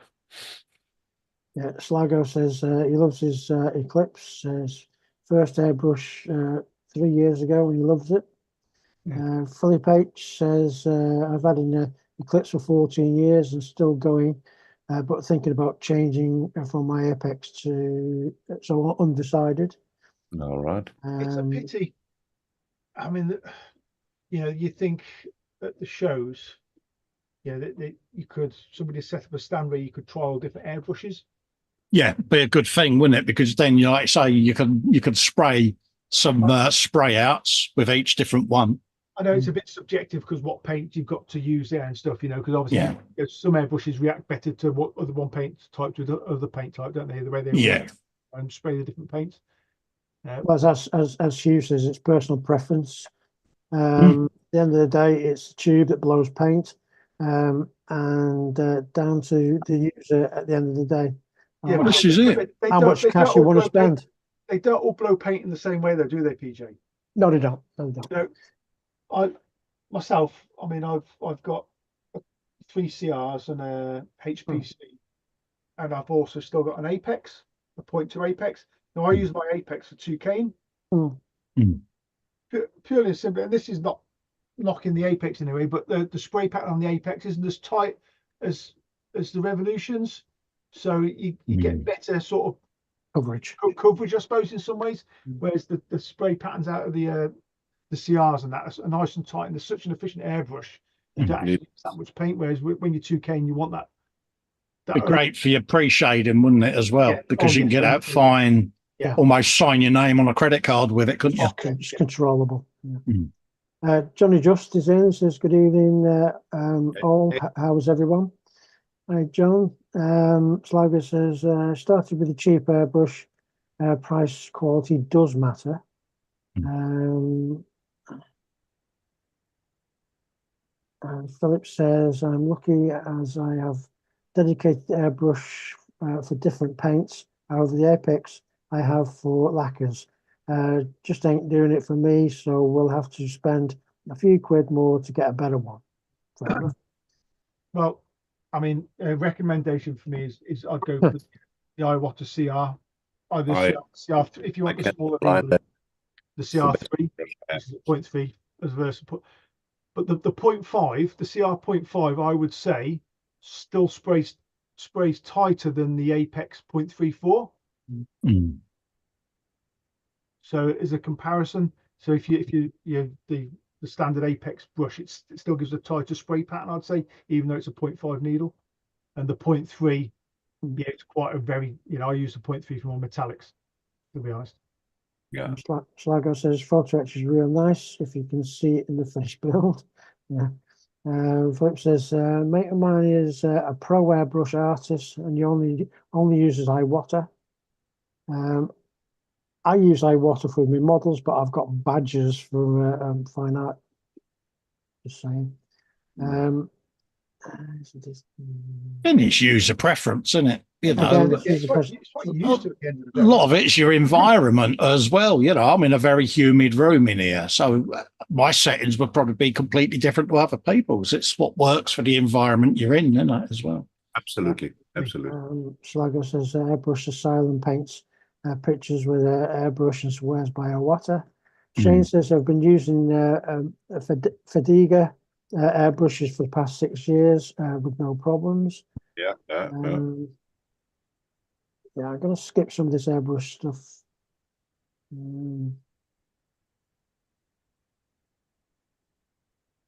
Paul Heffernan's in, says evening all. Hello, Paul. Yeah, good to have you, buddy. Sligo says so what carbon sure looks better than bare metal foil on a kit. Okay. Yeah, it can do. Depends how the bare metals are applied and what it's being used for, to be honest. Yeah, Hugh's agreeing with this user skill and experience. Yeah, it's a good point, Hugh. Yeah, Richard Farmer says, evening all. Hope everybody's well. If it's okay, I'd like to give a quick mention about a new business. It's just was launched. It's called Scaling Details and is run by a lovely guy called Alec Smale. There we go. Nice one. And that's it. Caught up on chat. That's some good questions in there, really, isn't there? Oh, there's some good comments. Yeah, that's good debate. It's always good to see. Airbrushes always divides people, you know, because there's so much choices. And Exactly. It's polarizes sometimes, but I mean, I've got pistol grip airbrushes. I've got H&S Apexes. I mean, I modified my Apex and put a needle stop on the end because I'm an all or nothing person with me grip. So for me, you know, I can screw that bolt in and know that when I press it, I ain't going to be going too mad and slavering the paint on. That's what my problem is at the moment with Shiny. It's all or nothing. And sorry I missed out a few of the airbrush comments, but we were agreeing to agree type of thing. So Actually, it's very much personal preference. The same as paints. Paints are personal preference as well. What you want to spray there, whether acrylics, lacquers, you know, water-based, whatever. You know, it's again, Alan, it's environment. Not everyone can use lacquers because they're in the house or whatever. You know. Absolutely. Well, absolutely. While we are with polarizing opinions and questions, I think it's time for our little interview. What do you think, PJ? I'm up for it. Are you okay with it, Colin? Go for it, mate. Go for it. Just before you do that, I just noticed Richard's there saying about in the chat there about this guy doing this business. He's doing 3D printing, custom stuff, and decals too. Whereabouts is he based, Richard? Yeah. UK based. Yeah, send us the details, mate. Oh, Oh, frightened the life out of me, then. oh my God. Anyway, we'll start this. Here we go. Here we are. So PJ and Colin, it's all over to you. Obviously the highlight of the show, so we can't wait for this. I don't know about that. Folks in the chat, if you have any questions for Colin, feel free to put them in the chat, and if we have time, we'll to Colin. Yeah, absolutely. If you've got questions, stick them in chat. Absolutely. We'll get to them later. So anyway, Colin, thanks for doing this. Appreciate it immensely. I'm a bit nervous myself because I've never done an interview before. I'm an absolute nervous wreck, as you know, mate. You know what I'm like. I've got no fingernails left and I've got a groove in the lounge carpet where I've been. Anyway, to start off, just tell us a little bit about how you got into the hobby. How old were you? What was your first bill? I was coming up my 8th birthday, and dear old Ronnie Isles, my uncle, he was a step uncle. His family got bombed during the war and killed, so he was taken in by our family and raised in the home. I used to stay at his house in the summer, and he used to do World War II aircraft. Right. And I used to see them all hanging up in his, because he had like the spare room just off the main hallway as you went in his tenement. Mm-hmm. And I used to be a bit nosy and inquisitive what you got. And he used to let me sit in there. And then I just started asking him questions, PJ. Why is this? Where did you do that? Why are you doing that? And I got on his nerves. So he would have bought me a kit, which was a Messerschmitt BF 109. It was the Airfix one with a little motor in it. Do you remember it? To be honest, Yeah, no. used to stick a battery. But when I rebought it a few years back, and I've got it up there, and did it as a nostalgia build to go back to my first ever build, and that's what I did. It was a large scale one, I think 48 scale, might have been something like that. But yeah, but that was my first build, mate. But that piqued your interest. It did, In the hobby. because So as a young modeler growing up, what did you have? Were you into a specific genre, or was it just anything and everything? I started off solely with bikes because him and Freddie, my other uncle, took me to Silverstone for the 500cc races, and it was Barry Sheen's infamous wave at Kenny Roberts. Yeah. So I started doing bikes, and that was my passion. Bikes, older style cars, vintage cars, Americana cars, you know, the big 1950s with the fins and all of that. And he just used to buy me the kits, and I used to vanilla build them. Didn't do much painting back then. Kit chrome, the usual. And then once I had started almost getting semi-good at assembling a build, he was in like, right, now let's show you how to paint. Let's teach you that. And that was it. I was hooked, mate. Pretty much a mentor in that respect. Yeah. He was, because it calmed me down, because I'm a very all or nothing personality. I'm like an addictive personality. I'm very, and it was just to mellow me down a little bit and pace me life and calm me. And that's what it did. So honing your skills, okay?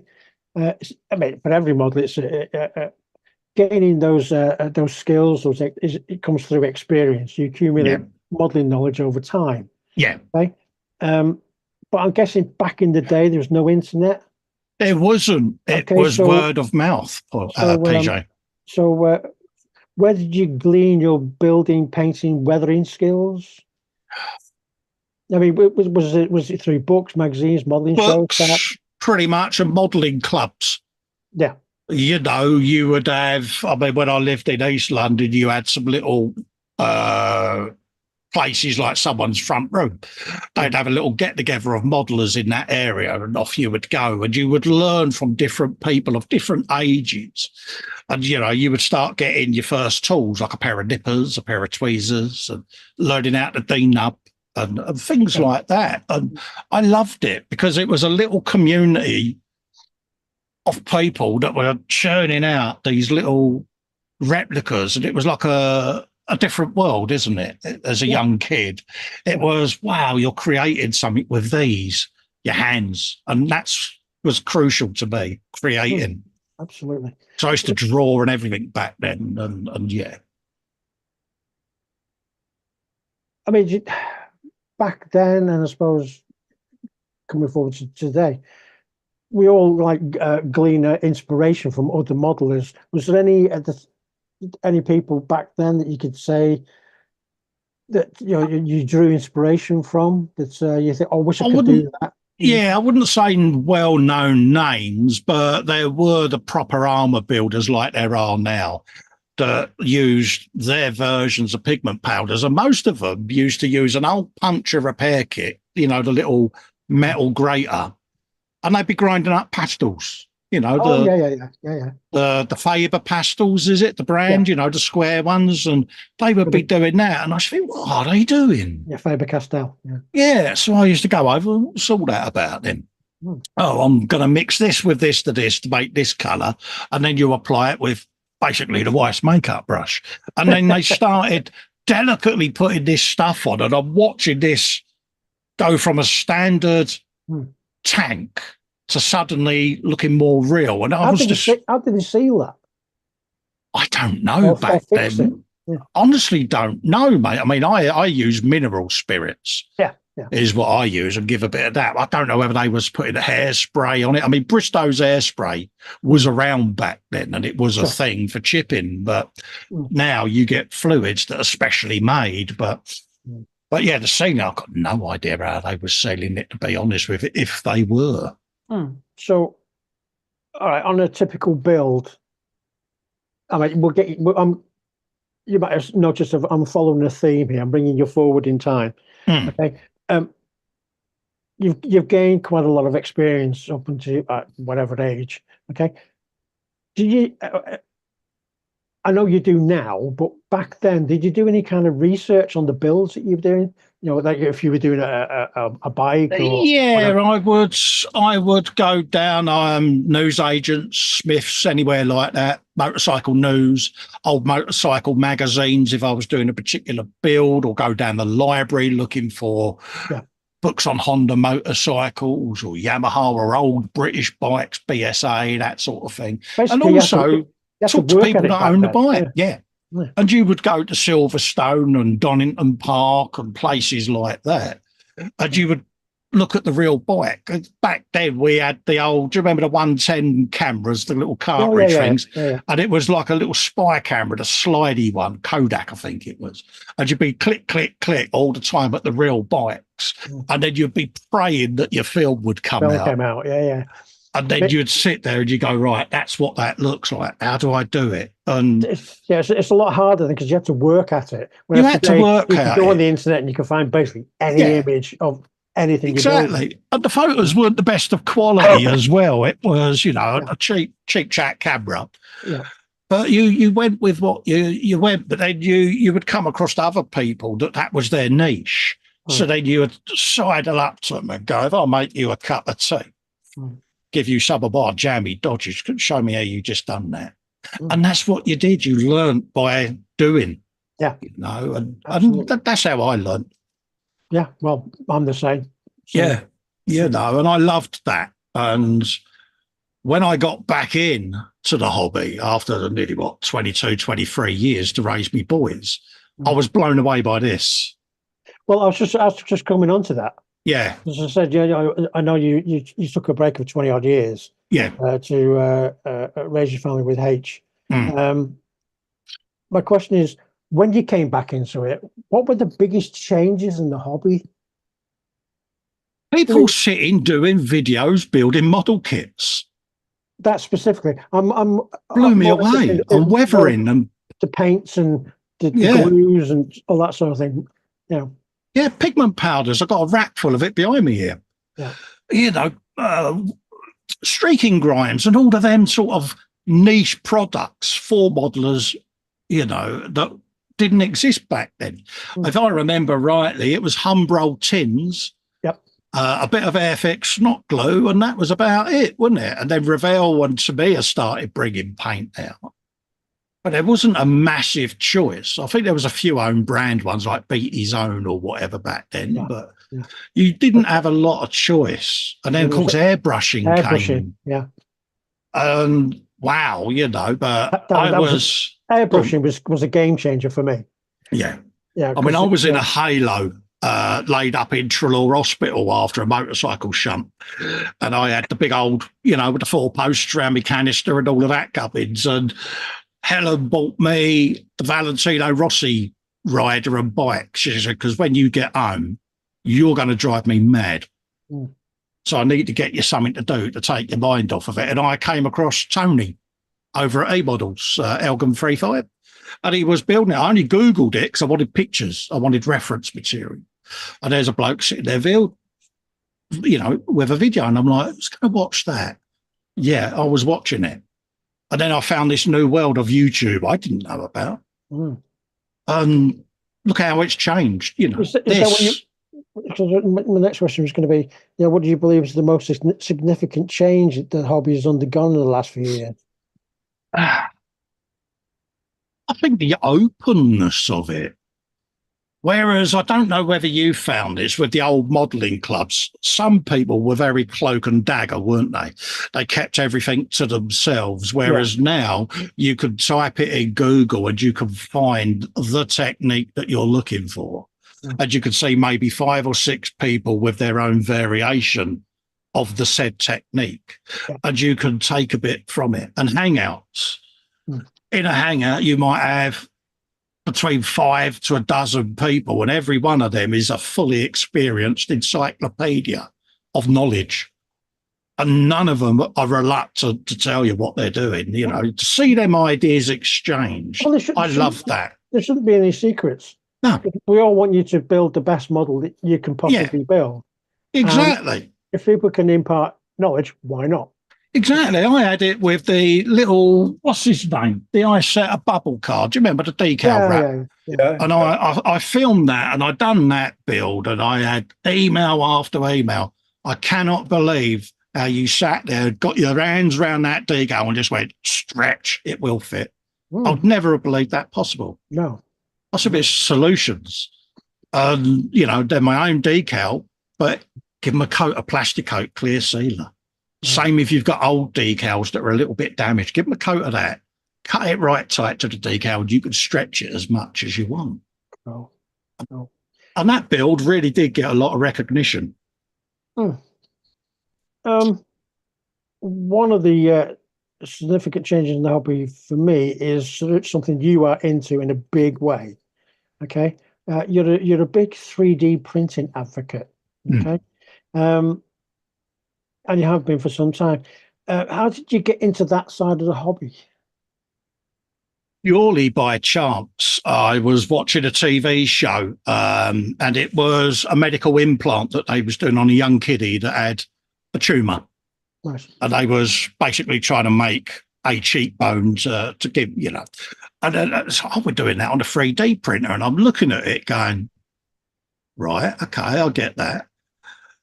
Do you know, that would really be good in the modelling thing, because if you was doing, I don't know, oil drums or whatever, you could sit there, create the file and have it printing and grab it when you need it for your build. And suddenly these things started showing up, and I started off with the filament printer just to the left. And I did a few prints. I thought, yeah, okay, great for glue holders, things like that, paint pot holders, stuff like that. What about hyper detail? And then I discovered resin printers. And I'm in the throes at the moment where I'm going to be looking at probably getting an industrial 3D printer, because I really want to get into designing 3D files, STLs, etc., in Blender and other CAD programs, because it fascinates me. And it's its own entity. It's never going to replace a sprue-based plastic model kit ever. Because the production costs, you know, to try to produce something like one of them 1/16 scale Tigers in resin on a 3D printer, one would take you an age, but also the cost of it, you know, it's 30 quid a bottle of resin.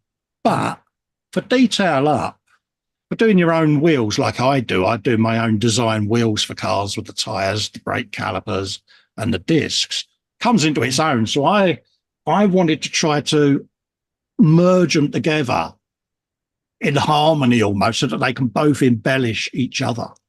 And I'm getting there slowly. It's a bit of a mission, but a lot of people in the hangout that I'm a part of have all gone out and bought them, because it's a thing, isn't it? And it is a technology that is growing, and it's the design of it, because you've got a vivid imagination like I have, PJ, and I've only got to look at your Eagle transporter. Sure. Now, you can create that with a 3D printer. Mate, that's going to save you a bazooka amount of time, isn't it? Yeah. So why not do it? Why not embrace it? So, yeah, it's not for everyone, but I love it. Yeah, good. I'm going to move into a slightly darker question for me. Bring this up simply because you're experiencing right now is how many it might inspire people that have got similar issues, and basically not to give up, but to hang in there. Many people will be surprised to know, we'll try again. Many people might be surprised to know that you're not a well man. No, I haven't been since my mid-20s, mate, but last 10 years, probably a lot worse, mate. Yeah. Without giving anything, overly detailed, any personal details, can you tell us what your health issues are, basically, and how they affect you as a modeler, okay, and how they are going to affect you going forward, and how you're compensating, and it works into how you're going to have to change the way you model. Well, I was diagnosed. Well, I say diagnosed. I started having issues in my very early 20s. With loss of sensation in my legs, my arms, I would get spasticity throughout me limbs and things like that. And the sensation of a rather burly Jonah Lumu style bloke giving me a squeeze all day long where I was trying to catch a breath. And this went on about 14 years. And then I had a head injury and had a deep brain scan done. And they're like, you got multiple sclerosis, mate. And that was the answer I'd been searching for, because I knew something wasn't right, but I didn't know what. And then once I got it and the diagnosis, you've got two choices. You could sit there and cry like a 5-year-old and go, poor me. Or you can go, right, okay, I've got this. I need to learn about it. I need to embrace it because it's me. And what do I need to change or do lifestyle choices to live with this condition as productive a life as I can? And that's what I've done, mate. It hasn't always gone well, not so much now because the disease is progressive. The frequency of the relapses has massively increased, and I'm losing a lot more now than I did originally, So the last relapse cost me the ability to walk unaided, as you know. If I go out into London, I'm in a wheelchair, which does throw a lot of people because they don't know. They see this. And they don't know that I've been helped into this chair by me boy, and I'm constantly, I can't go up and down the stairs. I go up on my backside, come down on my backside because I kept falling because my balance is gone, as you know. But you've got a choice. You can, with the hobby, I work on good, better, best. On a good day, I can achieve that. On a better day, I might be able to achieve a nice bit of airbrushing or whatever. On a really better day, real fine detail up stuff. I would say over the last 2 years, I've lost what really frustrates me is, as an ex-painter, I used to do a lot of detail painting, but I've begun to lose that finesse with the airbrush now. Yeah. So my shiny car days are going to be quite limited now because I spend more time repairing the damage I've done through my tremors and too much on the button, splat. Yeah. I now use this contraption when I'm spraying, which has got a metal bar down it to stop my hand from twitching and jerking. So you have to improvise, adapt, overcome. It's silly little things like that. I get frustrated now. Things like a detail up motorcycle chain I could do with my eyes shut 3 years ago. Can't do it now because I've lost that coordination.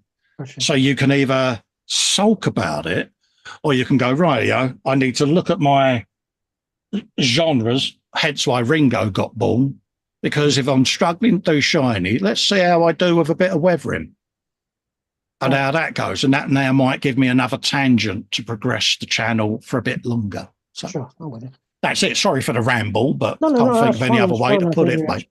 Wonderful. Okay, lightening the mood a bit.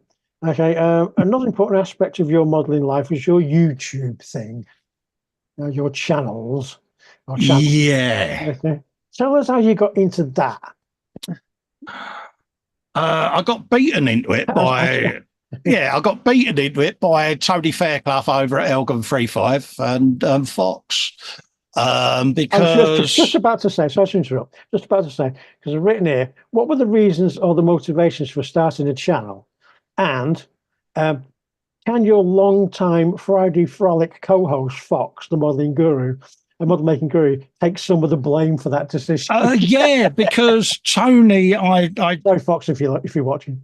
I said that I had the Rossi bike and rider that he was doing, and he was curious how you're getting on with it. So I sent him some still images, and he's like, "Have you got a channel?" And I said, "A what?" He said, "A channel, YouTube." I said, "What's that?" And he said, "Well, it's what you're watching my videos on for a start, mate. But have you got your own?" I said, "No, I'm not that good, mate." And he went, "But you've just sent me pictures of Rossi's face that looked like a bloody photograph." He said, "Have you got any more kits you've done?"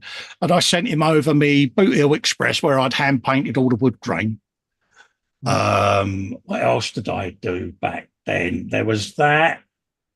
A shuttle and boosters set with all the hand painted tiles, that sort of thing. A few shiny cars and some bikes. And he's like, "Dude, you really should do a channel." And then pair of them ganged up on me and just kept at me and at me and at me. Have you done it yet? To the point, Fox started laying out a channel, you know, this is what you should have. Mm. And that was it. And I conceded defeat and started it. And put a couple of videos up and people started subscribing. And I guess from that, it's just having the confidence and building your confidence up. Well, I refused back then to do any face to cam. Believe it or not, I am quite a nervous chap and I talk a lot to try to conceal it, but I didn't want to be on camera, he says. Yeah. And I used to try to disguise my accent. And Tony, bless him, really got the ump with me over there. He said, you talk how you talk, you are who you are. It's your personality. And I had the channel about a year. And then I did face to cam. A fella called Terry Wright kept pressing me and saying, do face to cam, mate. Let people see who you are, because they know the ink, they know the spanner, but they don't know you. So that was it. And he got me onto his show to do a like we are now. And that was it. You know, people was like, I know you now. Seen you at Telford, or I've seen you here, or I've seen you there at Hannants or remodels, and know who you are now. So working on the YouTube channel, many of us build what we want to build, and I guess it was the same for you before you started your YouTube channel. Okay, how much of what you would prefer to build is now being influenced or indeed dictated by the content demands of your YouTube channel? 95%, and it is an issue that I am hopefully gonna just reel back and bring back to my control, because as you saw earlier, when you asked me what I'm building, it's everywhere. Yeah. And believe it or not, the live streaming can be a massive impact on that. So I want to get back to that. Is what's on my bench. I'm not doing that build for the Friday show, that one for the Monday show, that one for the Wednesday. That's what's on the bench. So if all 3 shows that week are that model, so be it. Not in a flippant, I don't care way, but purely it can get out of hand and it can affect your mojo, your enthusiasm. And that's what's taken a hit for me in the last year. I cancel a lot of shows at the moment because of real life. But also, if your mojo isn't there because you're not feeling it, no matter how good you are, you will project that to the audience. There's some builds that you really don't want to do. Because they know. We can it's like commission work. You know this. You've probably done commissions yourself. Sure. But, you know, someone will go, yeah, I want you to build me a wheelbarrow. Well, there's no enthusiasm to sit there and build a wheelbarrow, is there? But you've got to do it. So it is difficult. Yeah. So that's the one thing I want to change. I'll still do me live streams, but the actual builds I'm doing, rather than me keep doing separate builds for each show and having to remember which one's which, I need to bring it back into our control almost. Okay. We're nearly at the end. Mate, sorry if I'm prattling on, but that's fine. It's fine. It's been great. What would you say was the toughest project you've ever undertaken, build-wise? And which projects do you find to be the most rewarding as a modeler? Most rewarding would be stuff where I can lose or bring out my inner child and get the saw out and kit bash, and because I love that. Yeah, I love that. What I find the hardest is I can't do it without the voice. Oh, you got to build it this way because I'm handcuffed. And I lose the enthusiasm for the build then, and I find it hard to stimulate myself. But if someone says, here, Cole, can you build that? I'll just festerize it. Oh, mate. Yeah, game on. Game on. Because I can create with the 3D printer, with software, and have this image. Bit like, I'm going to say it, sorry, PJ, bit like the Bluey car. Yeah, thank you. Right now, it was a challenge of, can we take a child's toy and make something from it? All right, it's not my greatest work. It's not going to win an award at Telford, but I had fun because I could let this inner child loose, and it sold. Yeah, you sold that. Yeah, no, You know, and I'm blown away by that. Hmm. I won't name the person because he wants to remain anonymous, and I respect that. But, you know, I've been made a really decent offer for it, and I'm like, mate, it's yours. That's why I suppose a lot of the Warhammer stuff you've been doing, that works into your wheelhouse as well, because you can do what the hell It you like does, with that. because on getting back to my good, better, best, if I'm not having a buildy stage where I'm doing it now, I'll sit on my hands. But if I've got a tremor forming, I'm not going to be able to do that. So I can just put the rubber band around my pinkies and sit and do a bit of Warhammer painting. Yeah. So you're doing something at the bench, you're achieving and creating, and that's important to me. Okay. And again, it doesn't have to be accurate because it's Warhammer. No. It's not real. No. It's but again, the danger was it was beginning to take over. It was becoming all Warhammer. So you've got to go, no, I need to do some cars, some bikes, some planes, some tanks. Yeah, absolutely. Thinking about the future, what do you think the future holds for the hobby? Okay.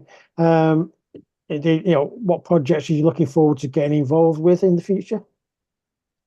Certainly for me is trying to encourage young folk to get into it. Yeah. Capturing them at that real young pre-teen age. Yeah.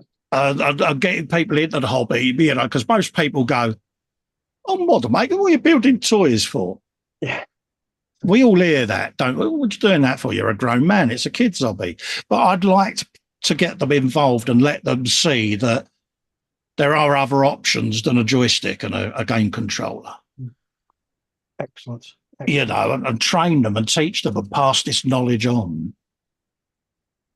Excellent answer. Final question from me before we go back to the panel. Hopefully, Alan and Roland, and maybe the chat. I've got a few questions for you. I don't know. But the final question from me is, and I think we need to have an answer from this, Colin. It's very important to a lot of people. What is this ongoing fascination you have with Dan Croak's beard? Jealousy. That's all it is. Because when I had hair, believe it or not, my hair naturally was very curly. Right. So my beard gets to a certain length, and my moustache then decides to want to go north. And it all wants to grow and go up my nose and tickle the bejesus out of it. And if I grow this out too long, it just goes like that. Whereas Dan has got this lustrous ZZ Top beard, and I love ZZ Top. I love their gimmick, which was the beards. Dan's beard is a beard of elegance, mate. That is not here tonight. Yeah. It's like a topiary, mate. I want to sculpt it and carve it like a saw blade. But props to him. But not only that, he's a bloody nice fella. And, you know, it's all banter, you know, but it's not meant in malice, but it's good-natured fun. But, yeah. Excellent. Marcus has got a nice beard as well. Yeah, Marcus has. Colin, lovely answers. Thank you for being here, and I appreciate it 100%. And my pleasure, mate. Thank you. Throwing it back to the guys, see if anybody else has got any questions. Nothing come up in the chat yet that I've seen. Right. Oh. Everybody's been talking about it, saying, you know, that they have things and stuff where, you know, they have to deal with as modelers and things. I mean, the biggest thing for me is mental health. I'm very open about mine. This is where Hangouts, I have my own 24/7 Zoom, but I'm very open about it now. I wasn't at one time. I was very guarded. But men, at the end of the day, have emotions and mental health struggles as well as anyone else. But we're all too proud to talk about it. And I was asked one night about scarring on me and why I had so many tattoos, and I just threw it out there. I said, look, I self-harmed as a youngster and up to my 30s because I didn't think I deserved to be here, and I would go at myself. Not proud of it, but I'm not ashamed of it. And I sought help. And even now, my depression can get the better of me, and I reach out to PJ and close friends and go, I'm going off grid for a few days, which is me basically saying I'm struggling. Yeah. And I've had people that I won't name that have reached out to me since I've been doing this and gone, I was close, But listening to you talk on that show last night stopped me from doing something silly, and I've rung a number today, so thanks. I'm proud of that. Good for you, mate. Good Should for You be. know, so I am very open about it. Don't get me wrong, there are times where people go, it's modelling show, I don't want to hear about that. But there might be one person in that chat that is sitting there Yeah. not feeling down. themselves that will listen to that and go, I might send him a message. And I've had that where someone randomly said, can we talk? Yeah, there's a link. Come on, talk to me. And I'll sit up all night talking to them. Why not? Excellent. James Beach says, great interview. Very interested to meet you. Pleasure to meet you as well, my friend. Yeah, old Jamie. I love it. Excellent. Thank you, Colin. It's all right, mate. Cheers, buddy. Yeah.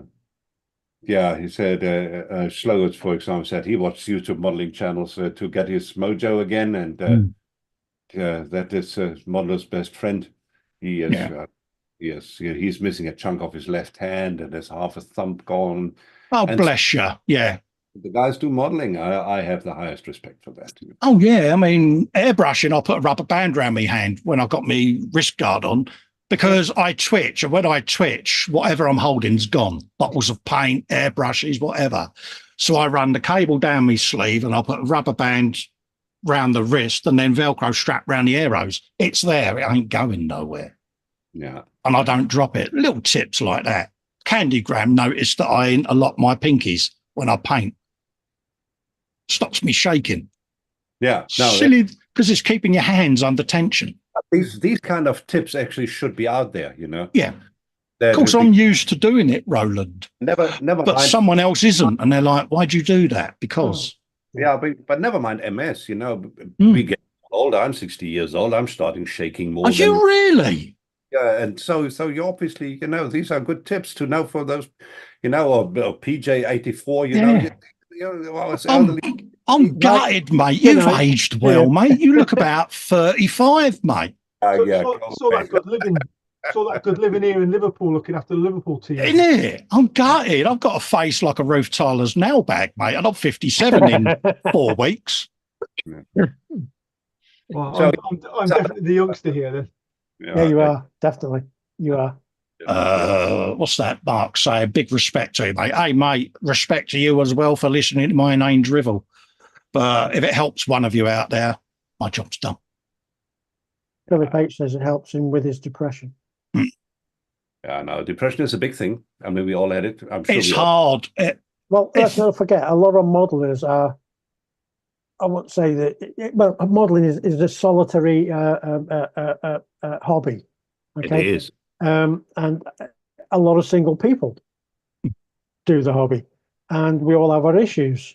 So, I mean, if we can, I mean, help I'm each other, housebound, and I've been housebound now for 8 years, and had to take false retirement because I kept keeling over at work and injuring myself, all of that. Yeah. But when the pandemic hit, I've always said to people, the biggest battle I face is cabin fever, because you're in these 4 walls, and you talk to yourself and you have arguments with yourself and lose. My wife's been off recovering from hand surgery, and I've been stuck with her like Velcro. I've been driving her mental because I'm not used to having anyone around, and I'm. But this is where Hangouts come in. They are just. Yeah, it's a lifesaver, and I'm seeing the Scalphonetics Hangout guys popping. Just. I mean, for me, I mean, you know, work is manic most days. I mean, I start very early in the morning, and when I get home from work, it's my way to unwind from work. You know? Absolutely. Oh, that explains so much. Just saying. When the pandemic hit, that's why my live streaming took off, because suddenly everyone in lockdown was in my world, and I had people reaching out going, I know what you mean by cabin fever.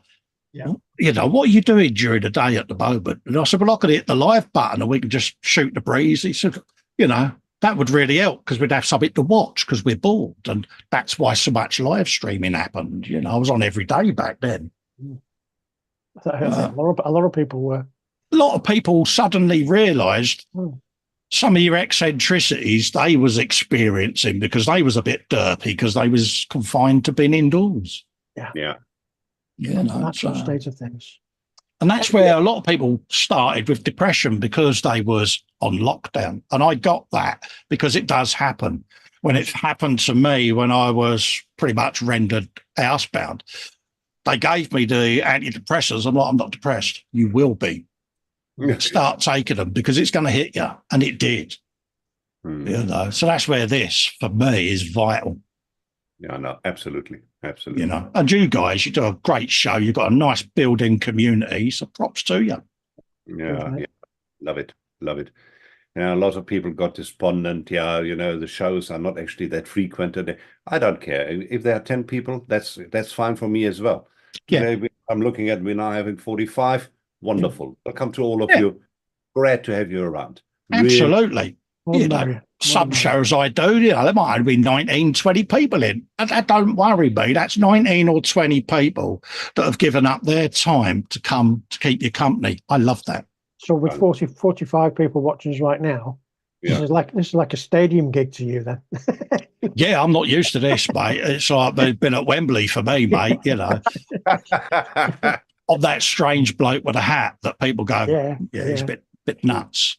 But I think we're raising the awareness as well, the fact that you have a channel, people now know who you are, who probably didn't previously. So you've probably, hopefully, earned some viewers tonight. So. That's my biggest problem, as you know, because you have busted me relentlessly for publicising what I do. Yeah. Exactly. And I know why you do it, but I sit there and I'll be typing a post. I'm ever so sorry to trouble you with this post of what I've been doing. And I'm like that in my own group. I had the group 5 years before I put a photo in it. Yeah, that was my fault.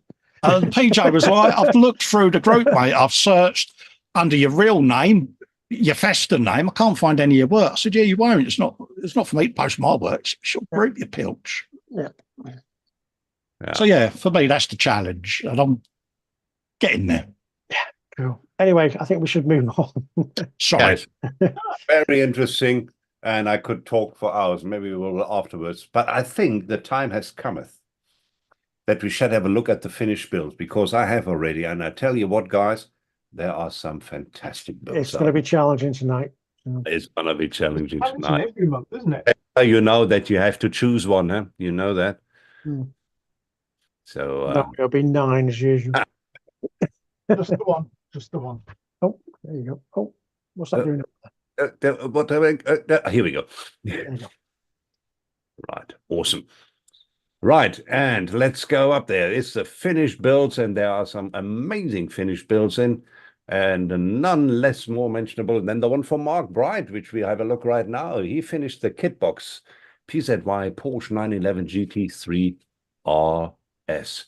It's the first resin kit he ever built, so it took him some time, and overall really happy with the outcome and color choice. A few issues here and there, but probably the least amount of mistakes I've made. Body color is Pro Scale Paints Signal Yellow with their 2K. Mix of Tamiya and Mr. Color Paints for other details. Thanks for looking. I love that yellow. That is beautiful, isn't it? Isn't it? Sharp. Well, Dad, you can't go wrong with yellow and black. You just can't go wrong. It just looks fantastic. I do like that. Very nice build there, Mark. Love it. And he has another shot here, which we're going to have a look at. Here we go. Look at that. Nice. Very cool. Very nice. Again, very clean, isn't it? Yeah, it is. It is, yeah. Looking at the interior at the seat there, where you got the little inlets for the seat rest, it's just perfect. Fantastically done. And very nice. Very nice. Good pickup there. Then Richie Lamb, he always has nice stuff as well. He finished the Tamiya 2.5-ton truck in 135. He primed it in UMP grey, painted in Tamiya acrylics, and weathered using pigments by UMP and washes and oil paints by MIG. Thanks for coming. Very cool. I'm always amazed when they do this weathering on the windows, you know. The sweep of the wipers. Yeah. That's fantastic. But also blankets. Jerry can. Very cool. I am not very good at weathering, so everybody who is good at weathering, I think, is God. I admire those people, really. It's those little extras, isn't it? Bit of stowage, bit of this, just brings something to the build, doesn't it? Yeah, I love it. It does. You know, it's just not a plain truck that he I actually even got a driver in there. do it. That also, you can overdo it and overload it. That's not done here. Nice accents. I love that. Yeah, that's that mantra, isn't it? Less is more, and I think he's nailed that. No, that's a nice job. Love it. Love it. Nigel is in there, and he's in with the Tamiya 124 Toyota Gazoo Racing TS050 hybrid. Extras fitted include Hero Boy detail up kit, Eduard seatbelt set, and decals that are not included in the kit. I heard about that, which are 24-hour total NWEC from Lemons decals. Never heard of them. So here we go. All painted with Pro Scout paints and 2K. The kit, as with all Tamiyas, went together nicely. I just lost my way with masking paint. Yeah. Decal, okay, but turned out not too bad. Yeah, apparently masking is not easy on this kit. I heard about that.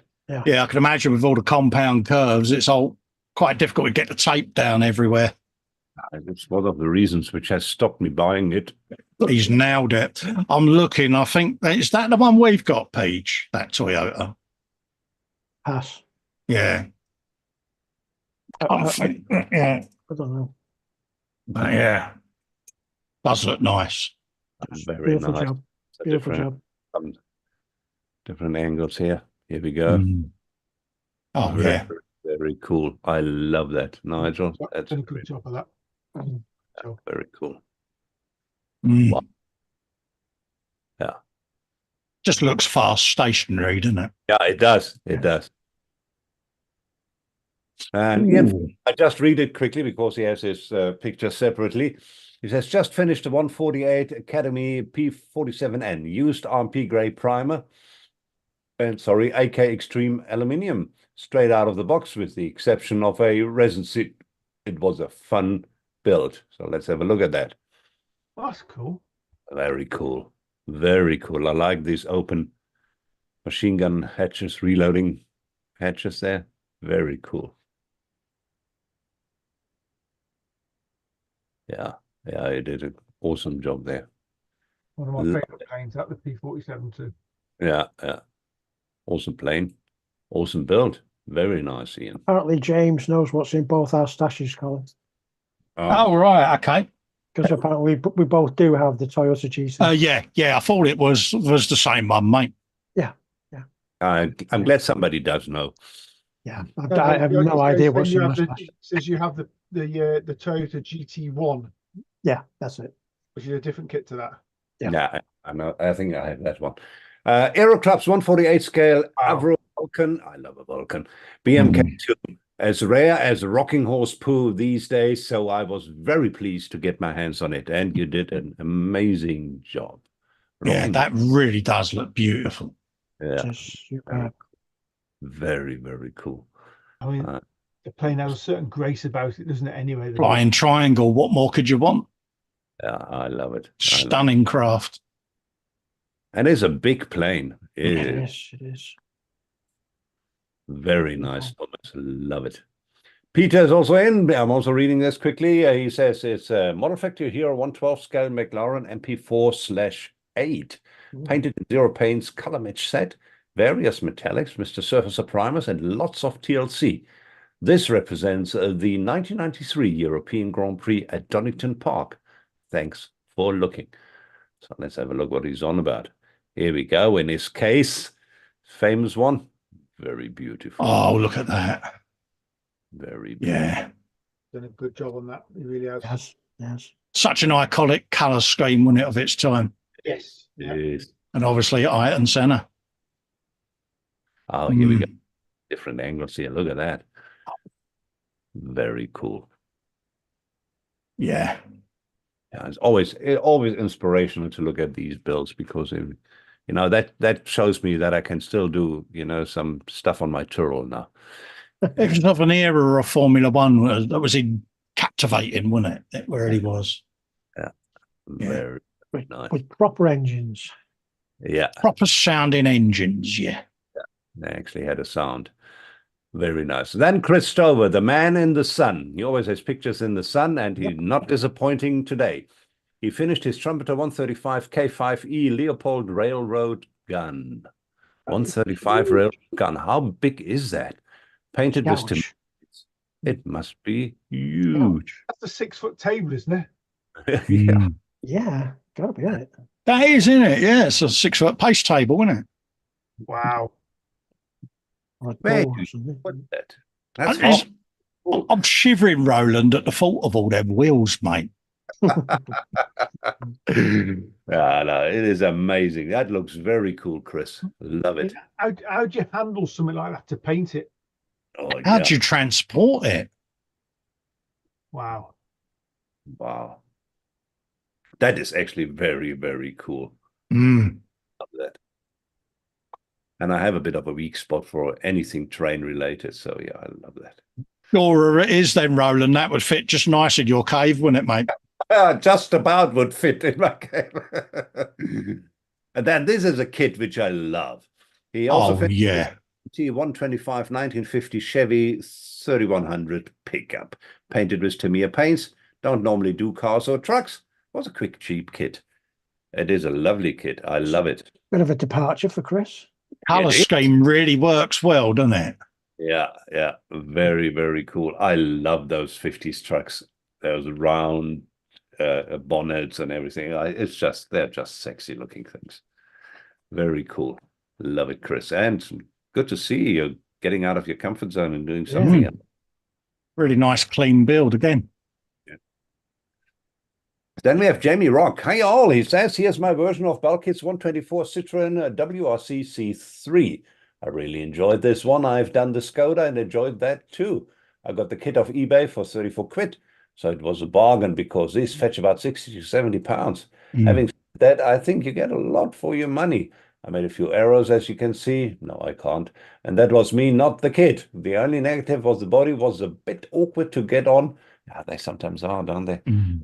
Apart from the everything was fine. Lots of decals, some really tricky. I used the trusty ProScale paints, WRC Citroen, UMP Decal Solutions, ProScale Paints 2K system, and various Tamiya LP paints, polished for the first time with rotary tools and pads. Thanks for looking. Mm. That looks Excellent job. amazing. Very clean. Very clean. That is beautiful, isn't it? Beautiful. I like that, Jamie. Mm. Really nice. And the finish looks really good as well. Does. Looks flawless, doesn't it? Very good. Lovely job. Lovely job. Oh, he has another pic for us to look at. That's good. Here we go. Oh, Yeah. yeah. Very Looks cool. like a real car there. Yeah, exactly. He's even got the carbon on the spoiler, isn't he? Yeah. Very nice. Very nice. Beautiful. Nice one, Jamie. Then we're now coming to the Paul J. Lewis section of the. We start with the 132 Roden Sopwith triplane. I started this kit on a recent primetime building, bring what you build stream, finishing it 4 days later. Yeah, that's what he does. Not the best kit I've ever come across. The soft plastic and indistinct detail on some of the parts required extensive cleanup. Those issues aside, this turned out to be an interesting build, and bizarrely, I even enjoyed doing the rigging. Mm. A list of all the products used can be found on my Paul J. Lewis Facebook page. Cheers, PJ. That looks very cool. Does, doesn't it? Stunning. Do you know what, Col? I learned some new words when EJ was doing Oh, did he go for it in a big way? Yeah. Oh, good. Yeah. Have I got to send him that? Yeah, definitely. Yeah. Probably a bigger one than that, to be fair. He was like dastardly, was you? Dagnamit Muttley and all of that lot, yeah. That's a very cool build. I love a First World War Matt plane. well, PK, to be Yeah. fair. Matt well. Triplane wins hands down every time, doesn't it? It's just one of them things, isn't it? It's like, You just need a red one sat next to it now. yeah. Right. Next one from Paul J. Lewis is the 116 D-Day 18th, not 18th, 80th anniversary project for Festa 67's workshop group build. Once the figures were painted, and remember, I'm not a figure painter, this diorama came together fairly quickly. The figures are not from a single platoon or nation. Instead, I've tried to represent a few of the different nations that took part in the campaign. The road counters out there will probably hate it, but as a respectful D-Day commemorative piece, I think it works. As per, a list of all the products used can be found on my Paul J. Lewis Facebook page. Cheers, PJ. Key word in there, respectful. Yeah. That's all I need to say. Yeah. Very nice. Like I said, Very, very nice nice indeed. Mm. Very cool. Yeah. Love that. Just Love- captures it, doesn't it? yeah. Look here, I love that where the bullets go into the water here. Mm. Very Yeah, cool. no, it's for me it was the subtlety to that as well. It's there, isn't it? You know, it's just just right. Yeah, looks good. Love it, PJ. Love it. Yeah. One of my favorite bikes all times. Scrap metal look. It's a 19 MFH Brush Superior SS100 from 1925. Isn't that the one where Lawrence of Arabia? Lawrence of Arabia had one, yeah. This Jay Leno's got one as well, hasn't he? Oh, yeah, he does. Yeah, he loves them too. This constitutes part one of a double build. Pictures of the SS100 with the Alpine Grand Sports sidecar attached will be posted at a later date. This superbly detailed kit was a largely enjoyable, albeit time-consuming build, the only exceptions being the front and rear chains, which made from white metal, and numerous tiny photo etch parts were challenging and patience testing to construct. As per, a list of all the products used can be found on my Paul J. Lewis Facebook page. Cheers, PJ. I love that. Again, looking at the way it's photographed, you'd think it was the real item. I love that. That is You know, and that's difficult to achieve, isn't it? beautiful bike. Beautiful. Oh, really? Oh, this is going to be a difficult one today again. Right. Scale model Chris. As always, good stuff. Let's see what he's up to today. He finished up the Alpha Models 124 Porsche 911 992 GT3 RS. Decided to go for a clean minimum look. So only a few decals on the body. Body color, urban bamboo, chromoflare, interior colors, German grey with black texture for the seat inserts, black flocking for the carpets. First time using a fire scale water-based paints. These went down really well. A little longer dry time than the lacquer-based paints, but had absolutely no issue spraying these straight out of the bottle. Add a few extra details that were not included in the box, like tire valves, white seat belts, black flocking, and window tint, with obligatory air bubbles, which I will manage to avoid on a build sometime soon, fingers crossed. Again, not perfect build, but I'm happy with it. Thanks for looking, and so you should be, because it looks amazing, Chris. It does. It's beautiful, isn't it? Yeah, very nice. Beautiful car. Very well built. Nice one, Chris. Love it. And then another one from Chris is a nice little time killer, as he calls it, built between the Monaco Grand Prix and Indy 500 the other weekend. Lego icons. Senna McLaren MP4-4 found a aftermarket sticker set for the Marlboro livery. A box stock livery just didn't look right. No, they don't. It's a nice little build with the normal Lego Easter eggs, and we all love to build a bit of Lego every now and then, don't we? Absolutely. Love it. No. You're not a fan, Paige? Of Lego, no. No? Not my bag. Damn it, I'll have to send it back now. Right. Paul Chaplin always builds very interesting stuff. In this particular case, it's the Border Models 135 Flak 36 painted into Tamiya paints. Wow. Wow, so much to look at. Oh, that's nice. So much to look at. That's very cool. Yeah, I like that. Like the winter scene. Yeah. There's everything going on in the Dio, isn't there? Yeah, you really have a lot to look at. A lot of little details. There's little dry brushes which are hanging around. Yeah. Tracks on the ground there. Yeah. It's just, Very, very cool. Nice one, Paul. I love it. Love it. Brendan Lureau is also in. Always interesting stuff from him. In this particular case, it's the Idiot 148 BF 109F-4.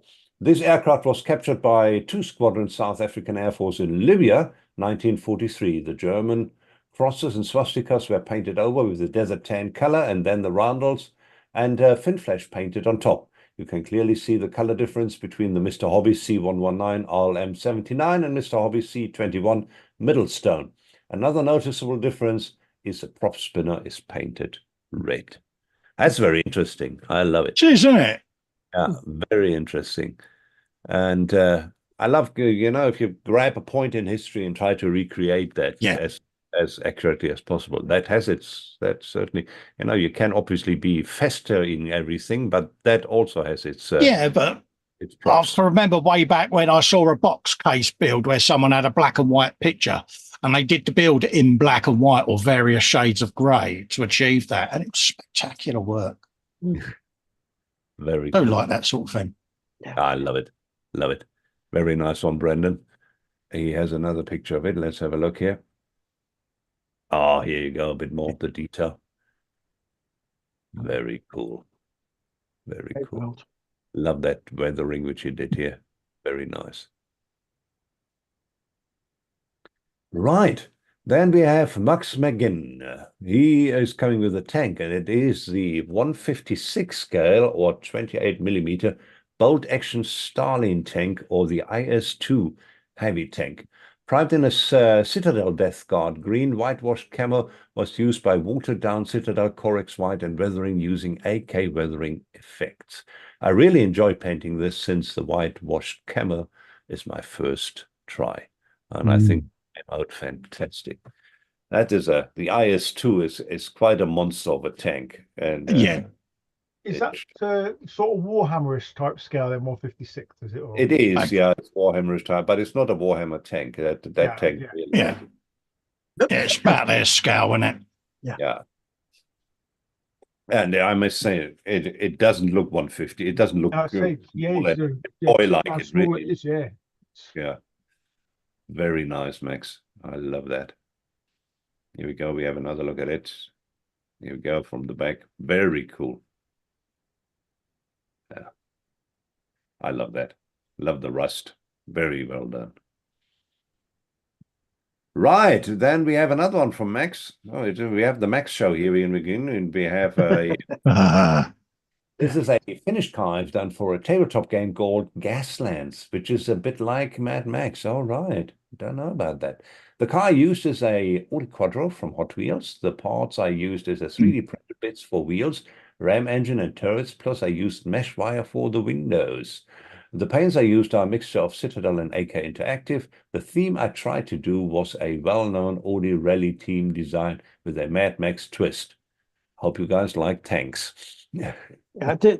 Max's builds are regular appearances on the Colin Sunday show. We're well acquainted with them, and the only difference is that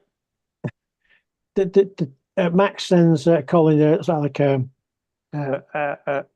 narration of what not a narration, a backstory of who the driver is. Backstory, isn't it, mate? A bio backstory, and Colin does an excellent cinematic voice to describe the vehicles in interest. Honestly, it's worth watching that stream just for them. So, and you see, you can put machine guns on a car; doesn't look bad at all. Exactly, especially if it's a Ferrari, Max. Yeah. Very cool. I like that. So that's 164, huh? The scale for those, more or less, which is amazing. And then here's another angle here. Very cool. Very, very cool. Just goes to show you what you can do with a greeball box, doesn't it, folks? Yes. And then another one is another gas he's done. And this is a Corvette Stingray from Hot Wheels. Paints I've used are a mixture of Citadel and AK Interactive. Parts I've used are 3D printed wheels and a minigun and a mesh wire for the windows. This was a simple color scheme, practicing more on chipping and rust effects, especially dirt being kicked up towards the back. Hope you guys like. Thanks. Yeah, good for you, Max. Yeah, we like. Let's see what you have done at the back. All right. Very cool. Very cool. Wow. Now you can make a movie with those cars. Oh, Richard yeah. is in. He's finished with the 124 Fujimi MK212 GTI for the ISM 80s 90s group build. Primed and Mr. Surface of 1500 white. Main body color is Tamiya X31 Titan Gold and cleared using ProScale Paints 2K. Bumpers and trim is Tamiya XF1 flat black. Homemade AA badge on the front grille along with some yellow tinted headlights. Number plates are just some leftover decals from another build. Massive thank you to Alex Smale for 3D printing the BBS wheels and tires and also the seatbelt clips. Interior got a scratch-built roll cage, homemade carpet set from some cheap felt, and a steering wheel from the spares box, all painted in Tamiya brown, tan, black, and gold, and finally adjusted the ride height to get it sitting a little bit better. Thanks for looking. That looks amazing. Does look nice, doesn't it? It's just got that stance looking good. Yeah. It does have that stance. You're right. Let's have a look from the back. Oh, I remember those Golfs. Yeah. Yeah. We didn't like them when they came out, but now they're classics. Hot hatch, wasn't it, boy? Racers cars, weren't they, back in the day? That and the XR3, was it? Yeah.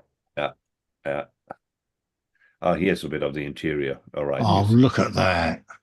Love that roll cage which he made and the steering wheel. Beautiful. Looks very nice. Very, very nice, Rich. Really cool. And another one from Rich is coming up here, which is the Aoshima 124 Wildside RX7. Primed in ProScale paints, white and painted in ProScale Dodge Pearl Blue, cleared in ProScale 2K. Smoothed the front and rear side repeaters for a cleaner look. Added a bonnet vent, front splitter, and a rear diffuser from a Tamiya Castrol's Toyota Supra, which had been smashed beyond repair. Kit came with 2 sets of glass, so I decided to go for the full black set, which made detailing the interior a bit pointless, as you can't see a lot through it. So inside it's all semi-gloss black. The only other small detail is the HKS exhaust from Zoom-On and a reduction in ride height for a more aggressive stance. I love the stance. Absolutely love the stance on that. Yeah. What I can tell you is don't drive past schools with speed bumps because you're not going to make it. No. Going to bang your head on the roof. Looks fine. Looks fantastic. That's great. That's great. Right. Then Ralph is in, or Willy Wesserschmidt, as he is known as. He says his wife, Sylvia, finished Special Navy 172 Beaver one-man U-boat with NH detail photo etch mainly to improve the propellers of the Torpedo G7E. The paint is Mr. Hobby C32 and the decals are from the box. The model looked easier to build than it finally was. They always do they? Due to the welding seams around the body, some are replaced by Archer decals, which sadly were no longer available. That's pretty. I don't think I've ever seen a model of a Beaver before. No. Cool. Yeah. It's different, isn't it? Yeah. Like it that she has a figure of a real Beaver next to it. Very cool. I love that. Your wife does good work. Here we go. Oh, yeah. Very cool. Very, very cool. Luckily, I would never fit in this thing, so that's cool. Glusnev Garage is in. He says, evening all. This month I finished a 124 Hasegawa Honda N360. I love these little things. Painted with AK rust paints with street blisters, Porsche and acid green over the top using the hairspray chipping technique. More AK rust streaks added and UMP weathering washes to add some more grime. Loads of other Mr. Color and Tamiya paints used throughout too. Fun little kit to build with plenty of detail. That looks amazing. Does, doesn't it? Yeah. It really looks good. Yeah. Nice bit of chipping, but it's chipped on all the right places as well. Yeah. Exactly there where they rust out. Fantastic. I love that. I love the weathering and rust job he's done on that. Really, really nice. Then Anthony Rico is in. He always has special stuff. He says his first finished build that is nicely weathered. LS Models 172 Mitsubishi KI 67 Peggy was actually a nice kit for its age. Not much internal detail, but the exterior was lovely. Hope you like it. Oh, yes, I do. That looks amazing. That looks really cool. Oh, yeah. Masking that canopy was fun. Oh, yeah. sure it was. Oh, Yeah.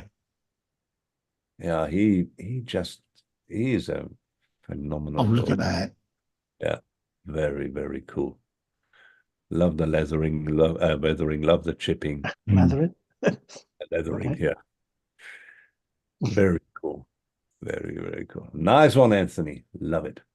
And last but not least is another one from Anthony. And as you can see, he has a wide variety of themes he goes to. His other completion this month was the 124 Tamiya Mercedes C9 Sauber. What a nice kit. Loved it. I detailed up the interior with wiring switches and restraints. You did. The engine added a lot of plumbing and wiring from references, Kevlar and carbon all over this kit. I got some tiny R clips 3D printed to go over the central wheel, but had a ton of fun. Enjoy. PS. Sorry, I know it's only 2 pics. The third one is just to show you the absolutely tiny R clips. That's fine. Don't worry about it. Refresh, Roland. Should be 2 more. No, okay. How? Who did that?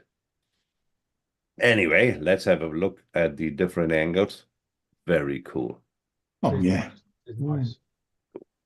Beautiful. And here's a bit of a detail of the wheel. Wow. Oh, nice. Yeah. I love Collect it. there. Very. It just makes this look so realistic. So let's refresh here. Let's see what else has come up. Done that, we have done that. Oh yeah, here we are. Marco Runciman. Oh yeah, I saw him building this. Yeah, I saw that build. Yeah. This month I finished the FX 148 Chipmunk. Decided to do it as open canopy and engine cowling to show a bit more detail. Mr. Hobby White Primer, then SMS AK for the main colors and Tamiya for further detail work. Then sprayed Tamiya semi-gloss clear coat. Great wee build except for the huge amount of decals for this squadron. Almost 60 in total. Thanks for looking. Wow. Yeah. It's very cool. I like a chipmunk. I think it's a funny little plane. I really do. It's a weird little thing, isn't it? Yeah, it is. It is. Very nice. Cool. Nice one there, Mark. The second Excuse me. shot. Yeah, here we go. Some of the details. Very cool. Excellent build. Very nice. And then Peter is in with the last one now, which is just sneaking this in here as just finished 132 scale Hong Kong models Lancaster nose art kit. Painted in ammo acrylics, splashed with a variety of Tamiya LPs and acrylics, smeared with Tamiya semi-gloss varnish, Quinta Studios 3D decal instruments, lovely. Eduard Mars set for glazing, lovely. Aero bonus pilot figure, lovely. And kit wheel decals, lovely. No issues with the other than me. Nice challenge with the clear side. Pleased with finished art. Very cool. Done a good job on that. That is beautiful, isn't it? Yeah. I wouldn't go for a clear side. Oh boy. Yeah, not a fingerprint in the glasswork. Oh, no. Exactly. Disappointingly. Yeah. Very nice. Love it, Peter. Very Absolutely stunning. right, ladies and gentlemen. What will happen now is that I will go a quick walkthrough for all the models which we have just seen, which then gives you the time to cast your votes. Tell us which one you vote this month to be on the Friday Night Modeling Show Facebook page as a banner, because that's what will happen to the winner. So while I go through there and Alan gives me the okay, as soon as he's ready, he will count up all the votes. Place your votes in the chat, guys. Right. Off you go. And you can vote to start with for Mark Bright and his finished kitbox PZY Porsche 911 GT3 RS. Next up is Richie Lamb with his Tamiya 2.5-ton truck 135 primed in UMP Grey. That's that one. Cool. Next one is the Nigel Tingays Tamiya 124 Toyota Gazoo Racing TS 050 Hybrid. Next one in line is Ian 5 with the 148 Academy P47N, which looks like this. Right, next in line is Thomas Probert with the Aero Club's 148 scale Avril Vulcan BMK2, as rare as rocking horse poo. I love that saying. I must write that down. I must remember that. Peter Milgate is in with the MF112 scale McLaren MP4/8 painted in 0 paints. And this is what it looks like. Right.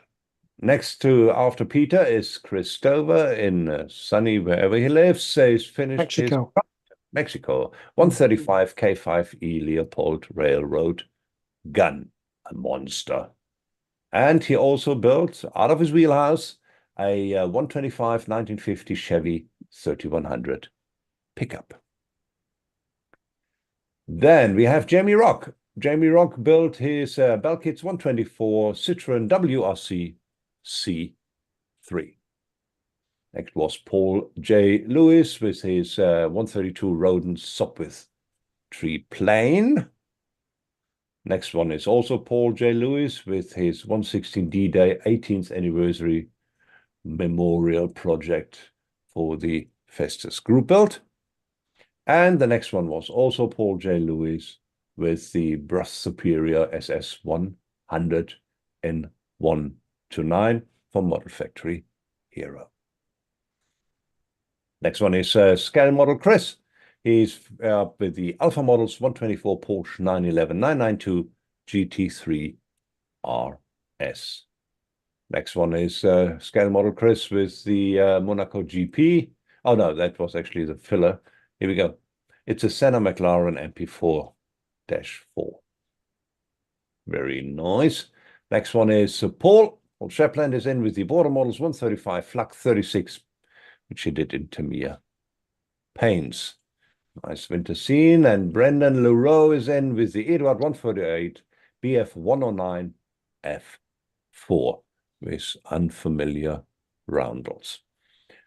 Then Max McGinn is in with the 156 scale or 28mm bolt action Starling tank, or also known as the IS-2 heavy tank.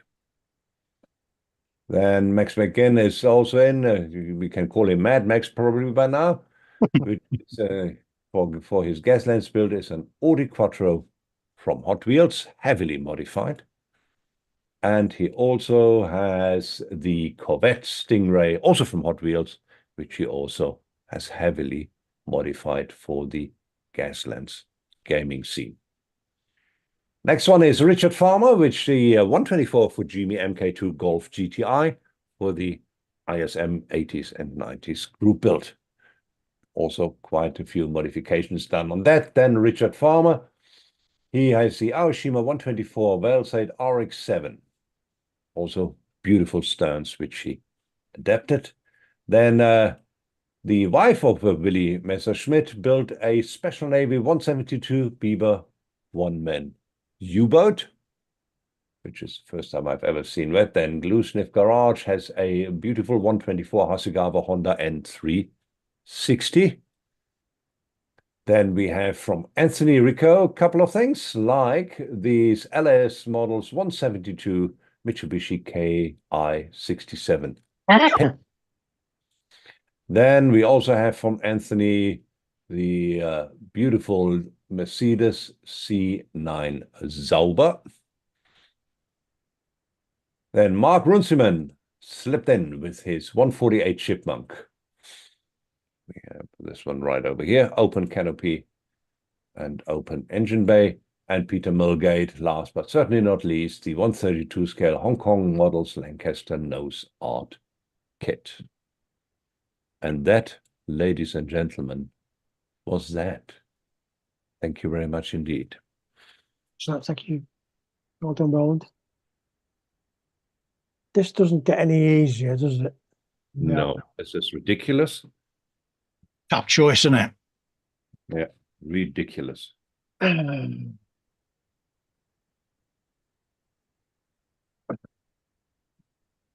Not easy at all. No. But choices will have to be made. Yes. I think we should make it that the referee, i.e. me, doesn't have to vote.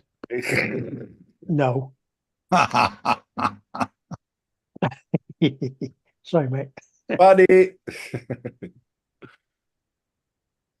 Right then. Right, who shall I pick on first? Do you know what? I'm feeling particularly nasty. I'm going to pick on PJ first. Bastard.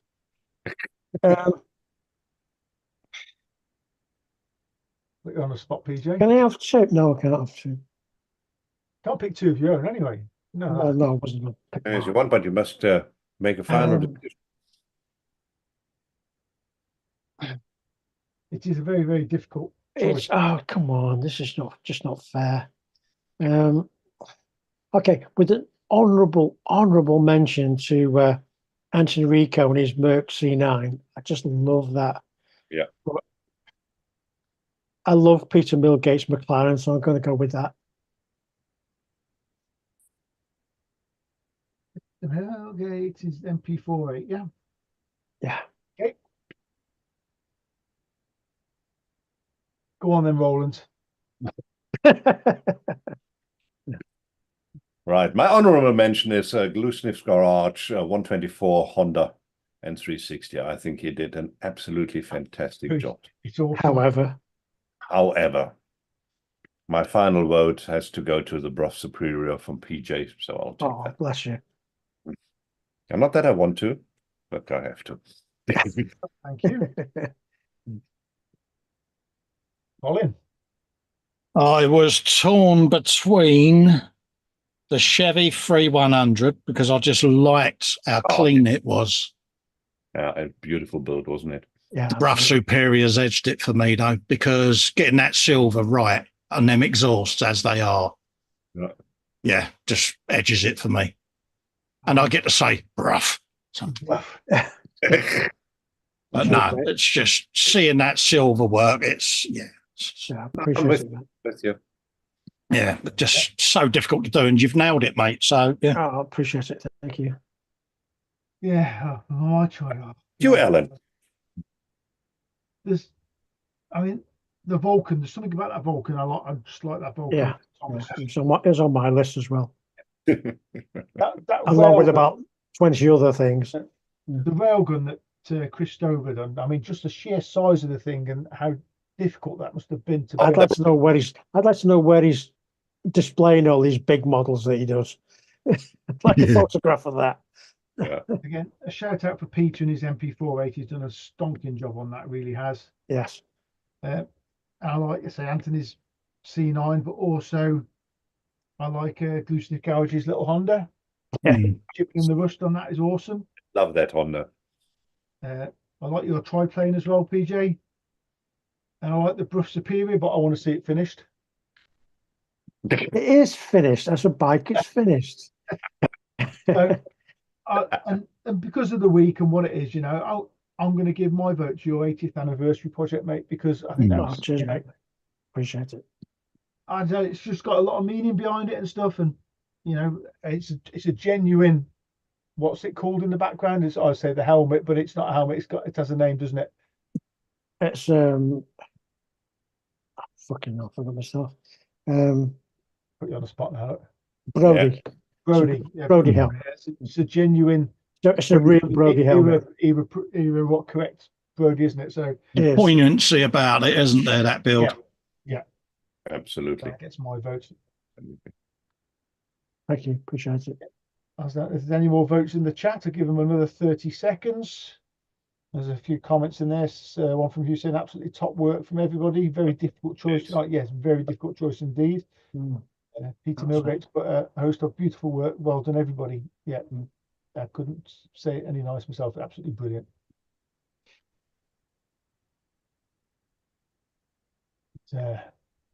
I don't think we're getting any more votes there tonight. I don't think. Any more for any more? Nope. So we'll enter the votes on that then. And we should do some maths. Not that it's difficult math this week, but so we've got basically lots in third place. We'll give the shout outs for the third place one. So we got Yes, no, we have to because they are so close. so we've got Mark Boyd with his Porsche 911 GT3. We've got Peter with his McLaren MP48. We've got Chris Stover with that Leopard railroad gun.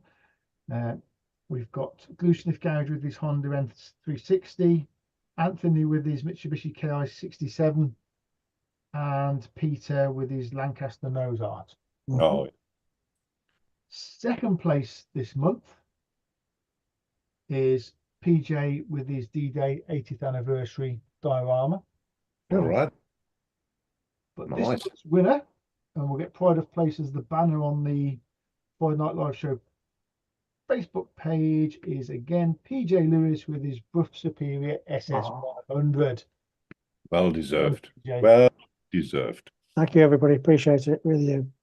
But again, thank you very much for posting your work, folks. It's honestly Fantastic, guys. It's so inspiring to see all your work. I learned so much. That Formula One car, I looked a couple of things. yeah. And looking at that weathering on that little Honda N360, I mean, that I love that. I love that. That really. it gives me inspiration just to see what finished models, Yeah. just to see finished models, because it's not something I see much of these days, certainly from my perspective, because I'm always, everything's taking so long, so it's nice to see finished models, of such It's inspiring, isn't it? It is. It is. Absolutely. Yes. I love it. Really, really Couldn't nice. agree more. Couldn't agree more. Really nice stuff. But there was this week, as there is every week, a provoking question put up by the senior member of the team. Alan doesn't do questions. Not very Yes. often. And he will obviously share that and answers with us. Off you go, PJ. Hang on a sec. I need to remember how to do this. I tell you, once a month, you forget stuff. yeah, man. Plus, I'm old. Go down to age more than anything, I'd say. Is that sharing? It is. Good. I can't see it because your faces are in the way. Just read that out. Right. Okay. This question, this week, this month's question even, was many of us have collections of finished models, extensive stashes of kits, and all manner of tools, paints, and other modeling stuff. But more often than not, we hardly ever give any thought to how much it would cost to replace everything should the worst happen. In fact, according to some insurance companies, the vast majority of their customers either forget or rarely even consider adding their hobby paraphernalia to their home contents insurance policy, assuming they have one, of course. This month's question is, do you think adding the contents of your cave to such policies is a good thing in the long term, or is it potentially just an expensive waste of money? Okay, Philip Hartford was first in with it, and thank you, Phil, for your reply. He says, some years ago, I was sitting scratching my ear while looking at my modelling cave. I realised that some of my stuff cost a fortune, and some kits you just can't get anymore. The upshot was I significantly increased my cover, wasn't too expensive, and I have peace of mind. Good point. Yeah. Okay. Nigel Ting, he says, model making is the least expensive of his 4 hobbies. I'd like to know what the other 3 are. Okay. Cool. So no to insurance on model making. It costs enough for the other 3. Again, I'd like to know what the other 3 were. Peter Milgate says, insure everything. All collections of kits and built models soon adds up to a small fortune. Experience has taught me this. Okay. And Shane Wright says, all my hobby stuff are insured for 80k. Wow. Models and guns. Okay, fine. Yeah. No, I'm married to an insurance professional.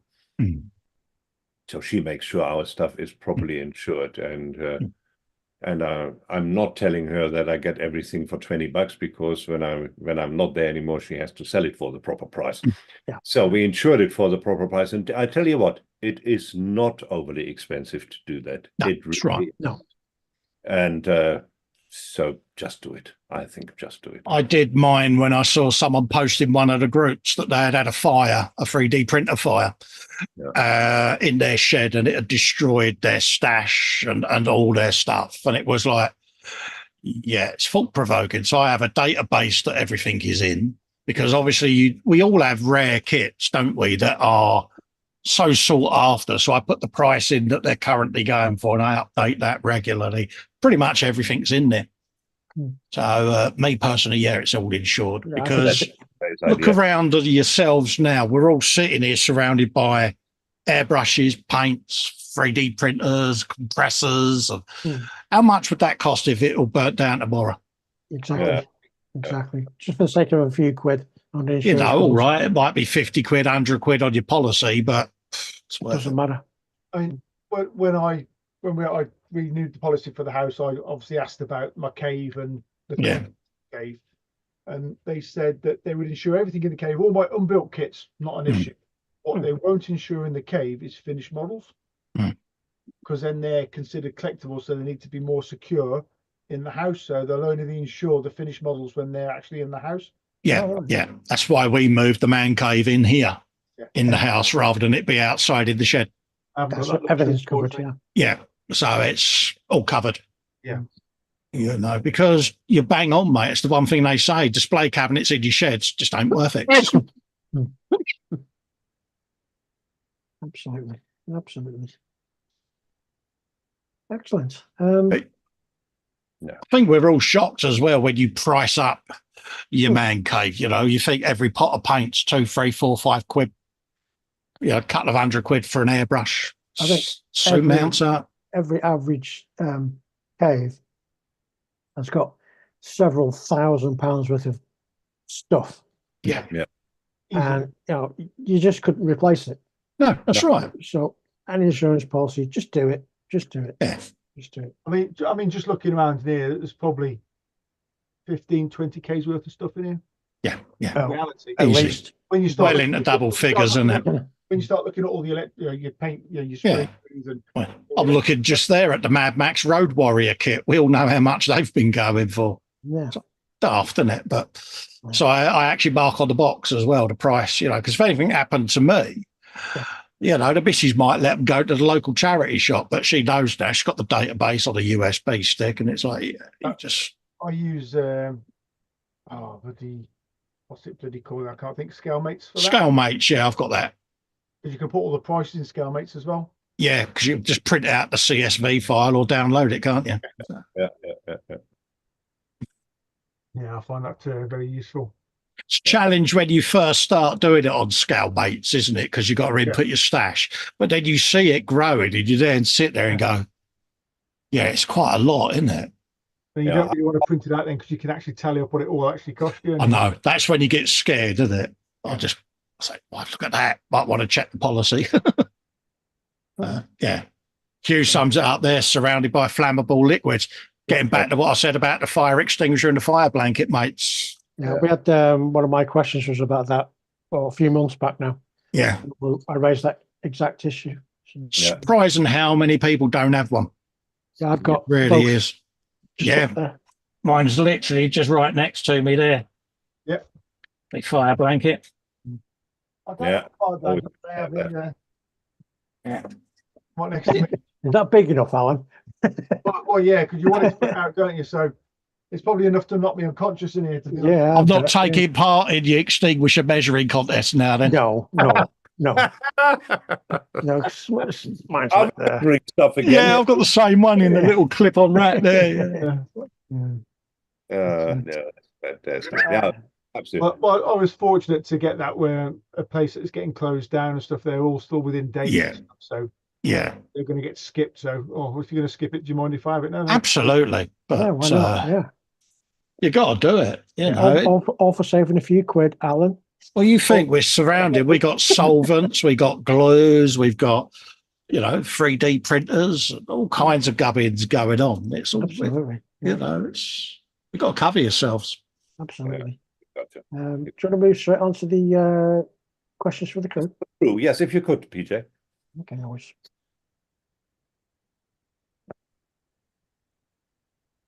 Okay. Is that sharing? Yeah. Yeah. Okay.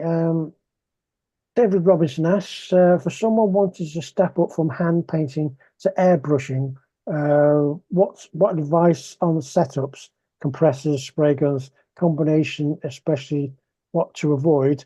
Also, what research would you suggest? Yeah, here we go again. Mm. Well, the first thing, if I can, I think the most important thing on a compressor, take one with a tank. It would be my, I use a normal compressor, but even if you use a modeling compressor, which obviously is a lot quieter and a lot more comfortable to work with, always have one. I had my very first compressor didn't have a tank, and I really regretted it. So have a compressor with a tank. I would suggest buy an airbrush and a compressor within your current budget. Absolutely.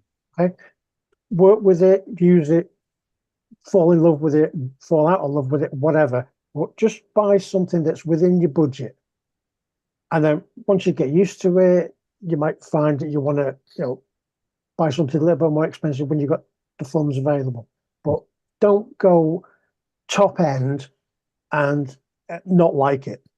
Okay, so play within your financial budget. Yeah, that is a very good So advice. start with an affordable setup, and then you can always upgrade over time, can't you? I mean, absolutely. Most of us have bought airbrushes over the last 20-year period.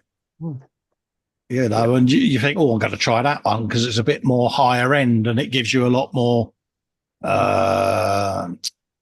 quality work. So always start with what's in your budget. I mean, as for research, there are any number of YouTube channels that are using whatever. Okay, it's all much of a muchness. It's down to the individual. Okay, but as I say, as a starting point, I would suggest whatever finance you've got available, keep to that. Okay, and then jump in, buy something that's half decent. Okay, and then you can, as Colin said, you can always upgrade later. Yeah. Okay.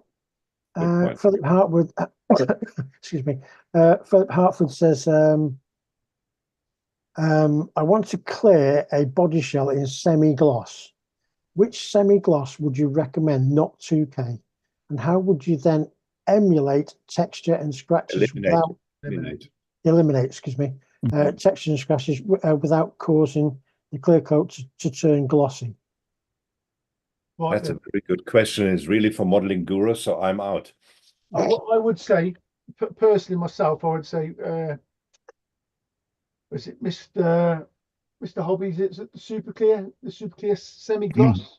It only comes in a rattle can, so I would decant, put a little bit of MLT with it, and then spray that. Yes, the issue is if you get bits in it, you can't polish them out, so you have to lightly sand them out and then just recoat that part, because you can get away with recoating with the semi-gloss. It's not. Can I just pause you there? Yeah. Okay. I think it's very important with this. What Philip is trying to achieve, I think it's very important to try and have as clean an environment as possible that you're working in. Okay. 100%. Yeah. If you start off with that, then okay, that's going to help towards a good finish. Yes. Okay. Sorry to interrupt. Carry on. No, what I do totally right. Make sure your spray booth or your spray area has been cleaned, preferably the day before, so you've not got loads of dust and stuff in the air. I personally, then before I start spraying or anything like that, I'd wet all my spray booth down, wet tissue in the bottom to catch any bits that are still floating around, hopefully. And then I'd use the Mr. Hobby semi-gloss. In fact, I think it's that can there. It's like a light grey can of it. Yeah. I've seen that can before. Yeah. But got a decant. I wouldn't spray out the rattle can because it's just too fierce. I've just got the zero paint satin clear. Yeah. I've not used that one, Carl, myself, so I can't. Yeah, pretty thin for airbrushing, straight out the bottle, boom. But again, getting back to cleanliness. Yeah. Wet everything down, get it sprayed, get it covered, stop any dust falling on it. But that stuff's not let me down yet, and that was PJ that put me onto the zero clears because good, brilliant product. Yeah, I do like that one. Zero clears are probably easier to get hold of as well because they're Mr. Colour Yeah, pretty much. Yeah, I've often thought of getting one of the waterfall spray booths to try out, but a bit pricey, aren't they? Yeah, Well, Cam, one of our modelers has one of those, doesn't he? Just about to say that, yeah. Mm. He rates it pretty high, actually. Yeah. He's had no issues with it, so Yeah, it's But definitely on the radar. I question whether it's Gimmicky. it looks more of a fad to me. I don't know. Yeah, that's the thing, and yeah, for the sake of spraying a bit of water everywhere, it's more or less the same thing, isn't it? The professionals do it, so I don't know if it's a fab. Mm. Yeah, you don't see it in car spray booths and stuff, though, do you? Yeah, exactly. It's all to do with the down breath, isn't it? Filtered air coming in from the top and sucking it down through the floor, isn't it? I'm a cabinet maker by trade, and I worked for a chap here in Cape Town who made furniture for have the money to do so, and we had a huge spray booth, tiled and with waterfall, and that was just a piece of equipment that was really really did the trick.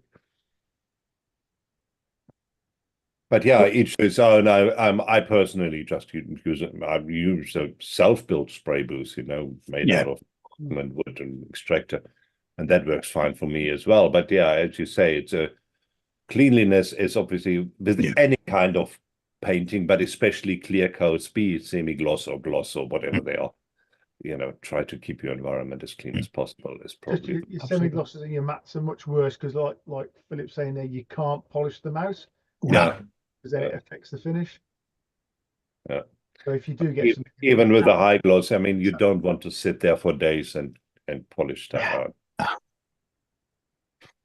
Soul destroying, and it getting that one speck. You're like, oh, really? Bugger. Yeah. Dagnam and fiddlesticks, isn't it? And you're like, oh. And all those. It's never on the edge of a panel or a wheel arch. It's right bang in the middle of the door, the roof, or the bonnet. Oh yeah. And it sticks out like a blind cobbler's thumb, doesn't it? And you're like, really? Happens to me a lot. You can tell this is my frustration. It's like, everybody else's as well. And with experience in that matter. Gets back to keeping your beard hair short as well. You know what I mean? Wearing a net. Yeah. Wearing a net, but I'm not. I never said that. Alan Parker did. Alan, him over there. Yeah. Anyway, that was the questions for the crew. Thank you. Good questions. Contributions. Questions. I love that. I love those questions, especially those with the semi-clear, because that's a really good question, and I think we all have that problem, Yeah. I've done a couple of passes without zero, and I must admit it's gone down beautiful. Really has. Yeah. It's just right as well. It's not too far one way, not too far the other. It's bang on. The matte version is good as well. I've got the matte, the gloss even, new one, the semi, because his lordship there said, try them, Cole. Because I was always using the Pro Range Automotive, the big drums of it, the 2Ks and that. And he said, well, try the 1K stuff from zero. And I've not gone back to anything else yet. So good stuff. Good stuff. I also use Automotive 2K because I can't get Model 2K here. I just buy it in the big litre pot and the half-litre pot, and but it is potent. It really is. It's proper respirator job. I put the hardener in the fridge. I found that lasts a lot longer when you do. Obviously, it's a lot warmer here where I am than where you are. I've got a little beer fridge that sits there that's got all of my clears in it, because why not? Yeah, exactly. Graham's asking me what's that on my glasses. I'm embarrassed to say I'm a bit skint, mate. And my prescription for my old man vision, if I flip the opties up, I can't see the people on the screen. So these are a clip-on magnifiers, as you can see, that make things really massive. And I wear them at the moment because can't afford to get the new lenses for me glasses, mate. And they're literally for when I'm modelling at the bench. It saves wearing the big heavy-duty Optivisor, mate. But yeah. Where did you get them from, Colin, out of interest? I got these on the Amazon, mate. They're on my website. They're in the Amazon shop. And you get different levels. I find with these, It's the I same. get, Yeah. I get sick to death of wearing that thing. Having a bald head, you might have noticed I have to really do it up tight to stop it slipping around, and it spends more time smacking me on the bugle than it does anything else. So I got these, and you get me different strengths: 2.5, 3.5, and I think 5 or something like that. So, but that's what it is, Graham. I'm embarrassed to say, no LED light. I'll have to see about getting me a set of them. Yeah. I think I find the thing too heavy on your head for the one I use. Yeah. I mean, they've got a good strength to them, as you can see. There's a first. But I find also with that, because it sticks out so far, you lean forward and you're smacking, knocking stuff Yeah. over that all the time. Especially when I'm filming, because I've got an arch right in front of me, one of the green stuff arches that the phone clips to and that. And of course, when you're right up to it, I can get my nose touching the back of the phone where it's filming, and I can get right in and see what I'm doing. But with the Optivisor, I keep smacking it and knocking it over. So There's a first that somebody else has actually sold something to Alan rather than the other way around. Yeah. I just realised that, yeah. I'd love a set of the Tamiya, the Optivisor ones, but they're like, you just can't get them. It's a shame. They're like hen's teeth, mate. Good luck with getting them. I wish they'd reintroduce them, because they're glass optics as well, aren't they? So Yeah. are those glass or plastic, those ones? These are plastic lenses, mate, so you can catch them. And I've had about 3 sets of these because I've sat on them, trodden on them, and all sorts, mate. But no, good set of lenses, like I say. They do me. Like me wearing glasses like you do, that's actually is a brilliant solution. Yeah, and then they're not heavy, because obviously if they was glass, it'd be like having 2 pairs of glasses on. And Well, glasses are not glass either. They're also. I've got that bad now. I've got a 55-inch telly in the lounge, but when I watch the F1 and the MotoGP, I can't see the driver's list on the left. So I sit there with these on, and my missus like, must get them glasses changed, mate. I'm like that. So say. Yeah, getting old is not for sissies, as they say. James Beat says Colin must have good eyes to see through. They are powerful, mate, isn't they? I mean, look, old man vision. Look how big my eye is. But Excellent. it's part of getting old, isn't it? Carson, you says Carson magnifiers. It's Yeah. All right. Yeah, I've got a website, the same name. They're in there. There's a link in there for them, and all right, that's pretty cool. just a handy little thing. And like I say, cheap as chips. Excellent. No, I certainly will look into that. Don't need the Optivisor. If you struggle to get them where you are, let me know. And if it comes to it, we'll just ship them down to you, mate. Send something over. Yeah. Try and get them for you. It will probably cost 3 times the price of the glasses. So Really? Oh, that's a shame. Is that why you struggle where you are then, because of shipping costs and that? Yeah. Office is basically non-existent, so you have to use courier services, and that's just not cheap. Yeah. Oh, bless you. Oh well, we get. Colin, we make the best. You have situations which you need to adapt to. We all have absolutely, mate. But we can sort something out for you. We'll try and sort something out. Yeah. Right. Well, wonderful. Road trip, Colin. That's the answer. Yeah. Road trip. Could you imagine me walking through the streets of South Africa? I'd get arrested, mate. No, there's worth around here which gets arrested. Roland will be at the airport. Don't let him in. Don't let him in. Yeah. Right. I think we can declare this show for closed. Thanks very much for popping in, and a especially big thank you to Colin for popping in. It was really nice to have you around. We loved it a lot. Lots of my absolute pleasure, mate. Thank you 3 for asking me, and the rest of your crew as well that have also had an input. Thanks for the privilege. Oh, no, it was fantastic to have you, buddy. Thanks very much for popping in. It was really nice to see you all. Really nice to put on a little show for you guys, and we'll see you again on the first Friday of next month. I'll see you at midnight. You will. I'm streaming on my own channel. Look, that's the way for you to pop over and support Colin. So for all you olds, that will be 1 o'clock in the morning for me, so you will have to excuse me. Yeah. I'll be doing that. I'll probably do an hour or so with Fox. So yeah, it's just the usual Friday show. Fantastic. Well, good luck with that and have fun. Thanks, guys, and cheers. Bye-bye. Thank Thanks, you. everybody. Have a Bye. good week. Bye-bye. And that should be it, ladies and gentlemen.